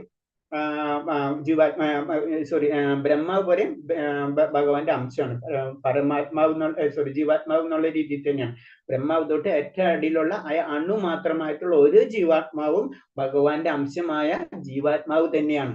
അതാണ്. പക്ഷെ ബ്രഹ്മാവിന്റെ പവറല്ല ഈ താഴത്തുള്ള ജീവാത്മാവിന്. ആ ജീവാത്മാവിന്റെ ശക്തി രണ്ടും രണ്ടായിരിക്കും. നമ്മൾ ഒന്ന് തന്നെയാണ്. ഇപ്പൊ നമ്മൾ പറയില്ല ഗോൾഡിന്റെ 916 എന്ന് പറയുന്ന പോലെ തന്നെ പ്യൂരിറ്റി ഡിഫറൻസ് ആയിരിക്കും. നമുക്ക് ഉണ്ടാവുന്ന പ്യൂരിറ്റി, അതെന്ന് പറഞ്ഞ ജീവജാലങ്ങൾ നമ്മൾ എടുക്കുകയാണെന്ന് വെച്ച് കഴിഞ്ഞാൽ നമ്മൾ 3 സെക്ഷൻ, ജനറൽ സെക്ഷൻ എടുക്കുമ്പോൾ മനുഷ്യരുണ്ട്, പക്ഷിമൃഗാദികളുണ്ട്, ഈ സാധാരണ രീതിയിൽ മരങ്ങൾ, അങ്ങനത്തെ കാര്യങ്ങളുണ്ട്. അപ്പൊ അവരെ 3ന്റെ അവബോധം എന്ന് പറഞ്ഞത് 3 ലെവലിലാണ്. നമുക്ക് ഭഗവാൻ ഉണ്ടെന്നും അങ്ങനത്തെ കാര്യങ്ങൾ നമുക്കറിയാം. പക്ഷെ പക്ഷികൾക്ക് അത്ര ഇല്ല. അത് മറ്റു മരങ്ങളൊക്കെ പറ്റി ആൾക്കാരെ അവബോധം തന്നെ ഇല്ല, അല്ലെ? അപ്പൊ അതേ ലെവലിൽ തന്നെ ആയിരിക്കും നമ്മൾ ഇതേപോലെ തന്നെ ജീവാത്മാക്കളെ ഒരേ ലെവലിൽ എടുക്കണമെങ്കിലും നമ്മൾ പറയുമ്പോൾ നമ്മൾ 100% ഭാവം ഗുണങ്ങൾ എത്താന്ന് പറഞ്ഞാലും നമുക്ക് അവിടേക്ക് എത്താൻ പറ്റില്ല. കാരണം നമുക്ക് ലിമിറ്റേഷൻസ് ഉണ്ട്. നമുക്ക് ഒരു 78-75% വരെ ഭഗവാന്റെ ഗുണങ്ങളിലേക്ക് നമുക്ക് എത്താൻ കഴിയും. ബ്രഹ്മാവ് എന്ന് പറയുമ്പോൾ ഏറ്റവും ബ്രഹ്മാവ് എന്ന് പറയുമ്പോഴേക്കും ആ പൊസിഷൻ, ബ്രഹ്മാവ് എന്ന് പറയുന്നത് തന്നെ ഒരു പൊസിഷനാണ്, അല്ലാണ്ട് ഒരു വ്യക്തിയല്ല. അത് ഇപ്പൊ പറയില്ല, അത് നമ്മൾ മനസ്സിലാക്കേണ്ടത്. നമ്മൾ പൊസിഷൻസ് ഭഗവാൻ കൊടുക്കണം. അപ്പൊ ഏതൊരു ജീവാത്മാവിനും ആ ലെവലിലേക്ക് എത്താം. അതാണ് നമ്മൾ മനസ്സിലാക്കേണ്ടത്. അതാണ് അതിന്റെ പവർ എന്ന് പറയുന്നത്. ആ പോയിന്റിലേക്ക് അത്രയും നമ്മൾ പുരോഗമിച്ച് ആ ലെവലിൽ എത്തണം. അപ്പൊ ബ്രഹ്മാവിന് അത്ര 78%, മഹാദേവന് അതിന് കൂടുതൽ, അങ്ങനെ എന്തോ ഒരു കാൽക്കുലേഷൻസ് ഒക്കെ അതിലുണ്ട്. അപ്പൊ അത് മനസ്സിലാക്കാം. അപ്പൊ ഓരോ ജീവാത്മാവിലും ഓരോ അണുവിലും ആ ഭഗവാൻ, അതായത് ഏറ്റവും വലിയ മൃഗം തൊട്ട് ഏറ്റവും താഴ്ന്നുള്ള ചെറിയ ജീവജാലങ്ങളിലും ഇവിടെ ആത്മാവ് കുടികൊള്ളുന്നു. മായാമോഹിതരായ ജനങ്ങൾ ഇന്ദ്രിയ സമൃദ്ധിക്ക് വേണ്ടിയുള്ള വസ്തുക്കൾ ആകൃഷ്ടരായി തീരുന്നു. ആത്മജ്ഞാനം ഇല്ലാത്തതുപോലെ നിലനിൽക്കുന്നതിന് വേണ്ടിയുള്ള സമരം പരാജയത്തിലേക്ക് കലാശിക്കുള്ളൂ. അത് നമുക്കറിയാം. കാരണം എല്ലാ ജീവജാലങ്ങളും നമുക്ക് നമ്മൾ ഇന്ദ്രിയങ്ങളെ സന്തോഷിപ്പിക്കാന്ന് മാത്രമേ നമ്മൾ ഡ്യൂട്ടി ഉള്ളൂ. അതിനു വേണ്ടിയാണ് നമ്മൾ എല്ലാ പ്രവൃത്തികളും ചെയ്തുകൊണ്ടിരിക്കുന്നത്. അപ്പൊ അതൊരിക്കലും പൂർണ്ണമാവൂല. കാരണം നമ്മൾ ആഗ്രഹം ഒന്ന് കിട്ടിയാൽ 10 മതി എന്നുള്ള നമുക്കറിയാവുന്നതാണ്. അപ്പൊ അതിലേക്ക് നമ്മൾ എപ്പോഴും പോയിക്കൊണ്ടിരിക്കും. ജീവിതത്തിൽ അത് ഒരിക്കലും കംപ്ലീറ്റ് ആവില്ല. അത് കാരണം നമ്മൾ എത്ര ഏജ്ഡ് ആയിട്ടുള്ള 80 വയസ്സ് 90 വയസ്സ് അവരോട് ചോദിച്ചാൽ അവർക്ക് ആഗ്രഹങ്ങൾ മുഴുവനായിട്ട് ഉണ്ടാവില്ല. കാരണം അവന്റെ ആഗ്രഹം എന്ന് പറഞ്ഞത് എൻഡ്ലെസ് ആണ്. അപ്പൊ അത് നമുക്ക് അതാണ് പറഞ്ഞത്, അത് ഇന്ദ്രിയാണ്. ഇന്ദ്രിയം കൊണ്ട് നമുക്ക് നമ്മുടെ ആഗ്രഹങ്ങൾ തീർക്കാൻ കഴിയില്ല. കാരണം അത് തീർക്കാൻ കഴിയാത്ത എന്താണ്? കാരണം നമ്മളെ ആവശ്യം, അത് നമ്മളെ ആഗ്രഹം എന്താണ്? ആത്മാവിന്റെ ആഗ്രഹം എന്താണ്? അത് പരമമായ ആനന്ദമാണ്. അതിവിടെ കിട്ടില്ല. പക്ഷെ അത് ആഗ്രഹിച്ച് ഇങ്ങനെ പോയിക്കൊണ്ടിരിക്കുന്നു മാത്രമേ ഉള്ളൂ. അത് നമുക്ക് കിട്ടാത്തോളത്തോളം കാലം നമ്മുടെ ആഗ്രഹം തീരില്ല. നന്ന സൂക്ഷ്മമായ ഒരു അണുവിന് ഏറ്റവും വലുതും അതേസമയം തന്നെ ഏറ്റവും ചെറുതാകാനുമുള്ള കഴിയുമെന്ന് സ്ഥൂലമായ ഭൗതിക ബോധമുള്ളവർക്ക് ആധുനിക മനുഷ്യരിൽ ബഹുഭൂരിപക്ഷത്തിന് ചിന്തിക്കാനാവില്ല.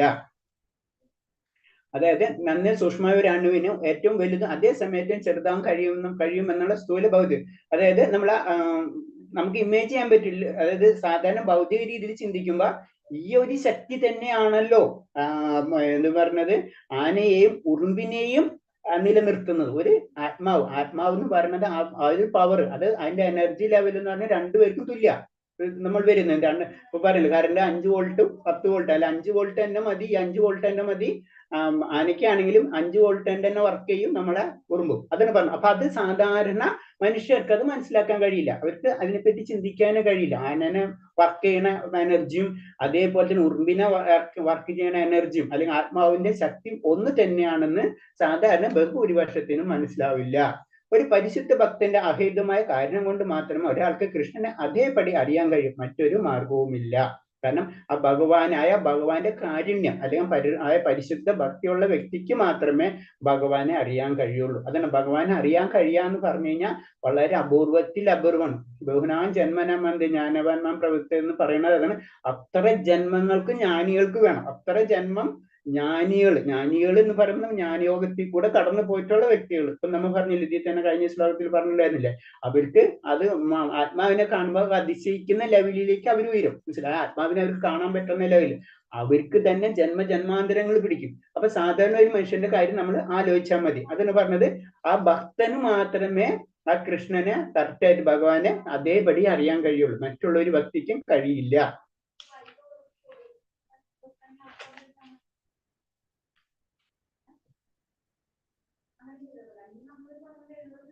അതിന് പറഞ്ഞ കൃഷ്ണനെ പരമ ദിവ്യോത്തമ പുരുഷനായി സ്വീകരിക്കാൻ, ഭഗവാനാണ് അൾട്ടിമേറ്റ്. ഭഗവാനെ നമ്മൾ പരമ ദിവ്യോത്തമ പുരുഷനായി സ്വീകരിക്കാൻ ഒരാൾ മുൻജന്മത്തിലോ ഈ ജന്മത്തിലോ ഒട്ടേറെ തപസ്സും ത്യാഗവും അനുഷ്ഠിച്ചേ തീരൂ.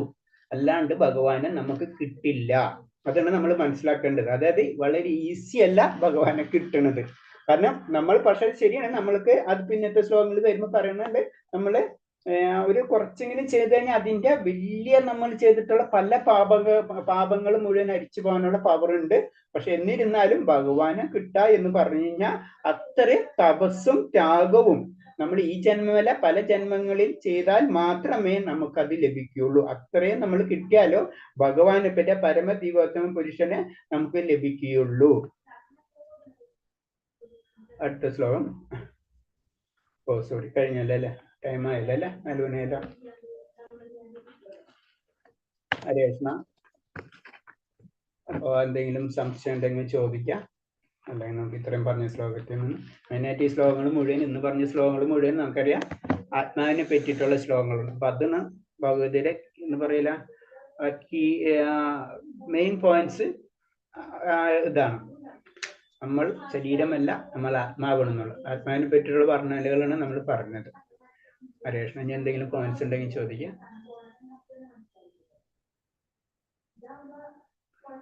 ഹരേ കൃഷ്ണ പ്രഭു, ഒരു കാര്യം ചോദിച്ചോട്ടെ? ചോദിച്ചോളൂ മാതാജി. ഹരേ കൃഷ്ണ. നമ്മൾ ഈ ശ്ലോകം പറഞ്ഞല്ലോ, ഓം ഹരി തത്സത് എന്ന് പറയുന്നുണ്ടല്ലോ, അത് നമ്മളൊന്നും അങ്ങനെ ഒരു സന്ദർഭത്തിൽ അത് പറയേണ്ട ആവശ്യമില്ല. ഇതിപ്പോ 16 മാല ജപിച്ചു കഴിഞ്ഞാൽ അങ്ങനെ പറയാൻ പാടുണ്ടോ? അങ്ങനെ ഞാൻ ഉദ്ദേശിക്കുന്നത്, അല്ലെങ്കിൽ യാഗം ചെയ്യണതോ, അല്ലെങ്കിൽ ഇങ്ങനെ ഏകാദശി നോച്ചിട്ട് അങ്ങനെ ഏതെങ്കിലും ഒരു സന്ദർഭമാണോ അങ്ങനെയുള്ള ആ വാക്ക് പറയേണ്ടത്, ആ വാക്ക് പറയണത്? അത് സാധാരണ നമ്മള് ഭഗവാന്റെ ഇതിൽ നമ്മൾ അല്ലാതെ അത് ചെയ്യണം എന്നാണ്. കാരണം ആ അധ്യായം വരുന്നുണ്ട് നിങ്ങൾക്ക്. അത് ആ ശ്ലോകം തന്നെ പറഞ്ഞിട്ടുണ്ട് അതിനെപ്പറ്റി. അപ്പൊ വരുമ്പോ അത് ഡീറ്റെയിൽ ആയിട്ട് പറഞ്ഞു തരാം. കാരണം ആ ശ്ലോകം തന്നെ ഉണ്ടായിരുന്നു, ഓം തത് സത്ത് പറഞ്ഞിട്ടൊരു ശ്ലോകം ഉണ്ട്. അപ്പൊ അതിൽ ഓമിന്റെ അർത്ഥം എന്ത്, തത്തിന്റെ അർത്ഥം, സത്തിന്, അതൊക്കെ നമുക്ക് മനസ്സിലാവും. ബേസിക് ആയിട്ട് ജനറൽ ആയിട്ട് പറയുമ്പോ ഭഗവാനെ ഇപ്പൊ ഓം എന്ന് പറയുമ്പോൾ നമുക്കറിയാം ഭഗവാനെ തന്നെ നമ്മൾ അഭിസംബോധന ചെയ്യുന്നതാണ് അല്ലെ. അപ്പൊ അങ്ങനെ തന്നെ ഇവൻ ഓം തത് സത്ത് എന്ന് പറയുമ്പോഴും അതിന് തത്ത് എന്ന് പറയുന്നത് പറയില്ല, ശാശ്വതമായിട്ടുള്ളൂ, മനസ്സിലായി, ആനന്ദം, അത് ഭഗവാൻ ആണെന്ന് അങ്ങനത്തെ ഒരു കൺസെപ്റ്റിൽ നമ്മൾ പറയുന്നതാണ്. ഒരു വ്യക്തിനെ കാണുമ്പോ നമ്മ ഒരു പ്രൈം മിനിസ്റ്ററിനെ കാണുമ്പോ പ്രൈം മിനിസ്റ്റർ എന്ന് നമ്മൾ പറയില്ലേ എന്ന് പറഞ്ഞു. അതാണ് അതിന്റെ ഒരു internal meaning. Hare Krishna. Hare Krishna. Thank you പ്രഭു. ഹരേ കൃഷ്ണ. ഇപ്പൊ ഈ സോൾനെസ് അല്ലെങ്കിൽ പ്രൈം മിനിസ്റ്റർ എന്നൊക്കെ പറയുന്ന പോലെ തന്നെ നമ്മളെ റെസ്പെക്ട് ചെയ്യും, ആ പൊസിഷനെ നമ്മൾ റെസ്പെക്ട് ചെയ്യണം ഇൻഡയറക്റ്റ്. ഹരേ കൃഷ്ണ. അത് പിന്നെ അത് ആ ശ്ലോകം തന്നെയുണ്ട് ഭഗവത്ഗീത. ഹരേ കൃഷ്ണ. ഹരേ കൃഷ്ണ. ഹരേ കൃഷ്ണ. പ്രഭു എന്താ പറഞ്ഞത്, വല്ലതും പറഞ്ഞ? അല്ലെ, ഞാൻ ഒരു ചോദ്യം ചോദിക്കുന്നത്, ഇപ്പൊ ഈ കെട്ടിടത്തോളുമേ ഈ വിൽപ്പത്തിയേക്കായി കൂടുതൽ ഭഗവാൻ ഇഷ്ടം ഭക്തിയാണെന്നാണ് ഇപ്പൊ അങ്ങയുടെ വർത്തമാനത്തിൽ നിന്നോ അല്ലെങ്കിൽ ഇതിൽ നിന്നൊക്കെ നമുക്ക് മനസ്സിലാക്കാൻ തോന്നി. അതേക്കുറിച്ച്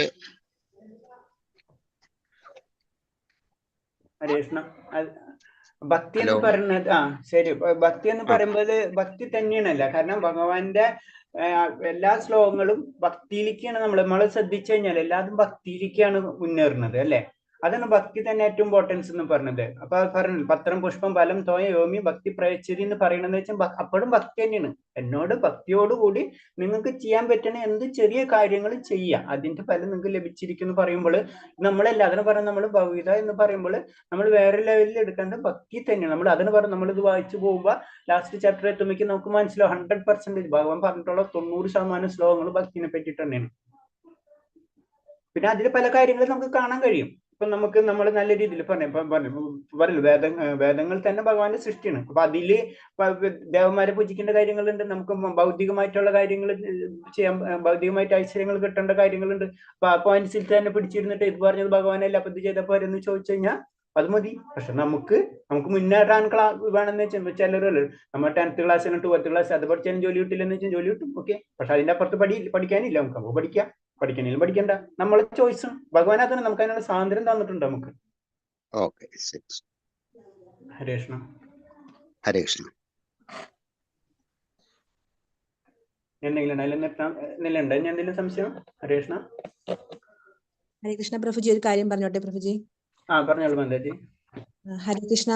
എല്ലാവരും അറ്റൻഡൻസ് ഇടണം. അറ്റൻഡൻസ് ഇടാനുള്ളവരുണ്ട്, കുറച്ച് ആൾക്കാർ അറ്റൻഡൻസ് കറക്റ്റ് ആയിട്ട് ഇടുന്നില്ല.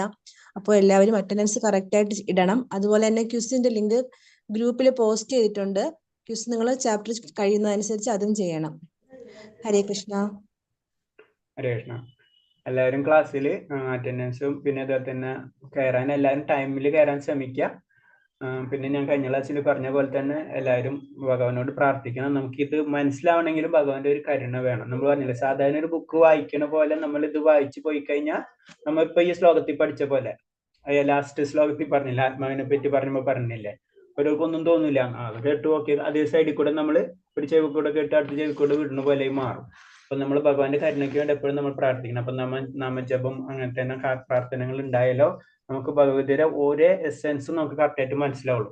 നമുക്ക് പറഞ്ഞില്ല, പറഞ്ഞെന്ന് വെച്ചാൽ ഋഷീശ്വരന്മാർക്ക്, അതായത് അവർക്ക് തന്നെ ഭഗവാൻ അറിയാൻ കഴിഞ്ഞിട്ടില്ല. അപ്പൊ അത്രയാണ് ഭഗവാന്റെ ശക്തി വിശാലം. നമുക്ക് അറിയാവുന്ന കാര്യങ്ങളാണ്, വലിക്കാൻ പോണില്ല. ഹരേ കൃഷ്ണ. അപ്പൊ നമുക്ക് സ്റ്റോപ്പ് ചെയ്യുന്നു. ഹരേ കൃഷ്ണ എല്ലാവർക്കും. ഹരേ കൃഷ്ണ. വഞ്ചകൽപതരൂപച്ച കൃപാസിന്ധ്യാവച്ച പതിനാം പാവനേഭ്യ വൈഷ്ണവേഭ്യ നമാനന്ദ കോടി വൈഷ്ണവ ഭക്തർക്ക് ചെയ് പ്രഭുവാദിക്ക് ചെയ് ഗുരുദേവക്ക് ചെയ്. ഹരേ കൃഷ്ണ. പ്രണാം പ്രഭു. പ്രണാം എല്ലാവർക്കും പ്രണാം.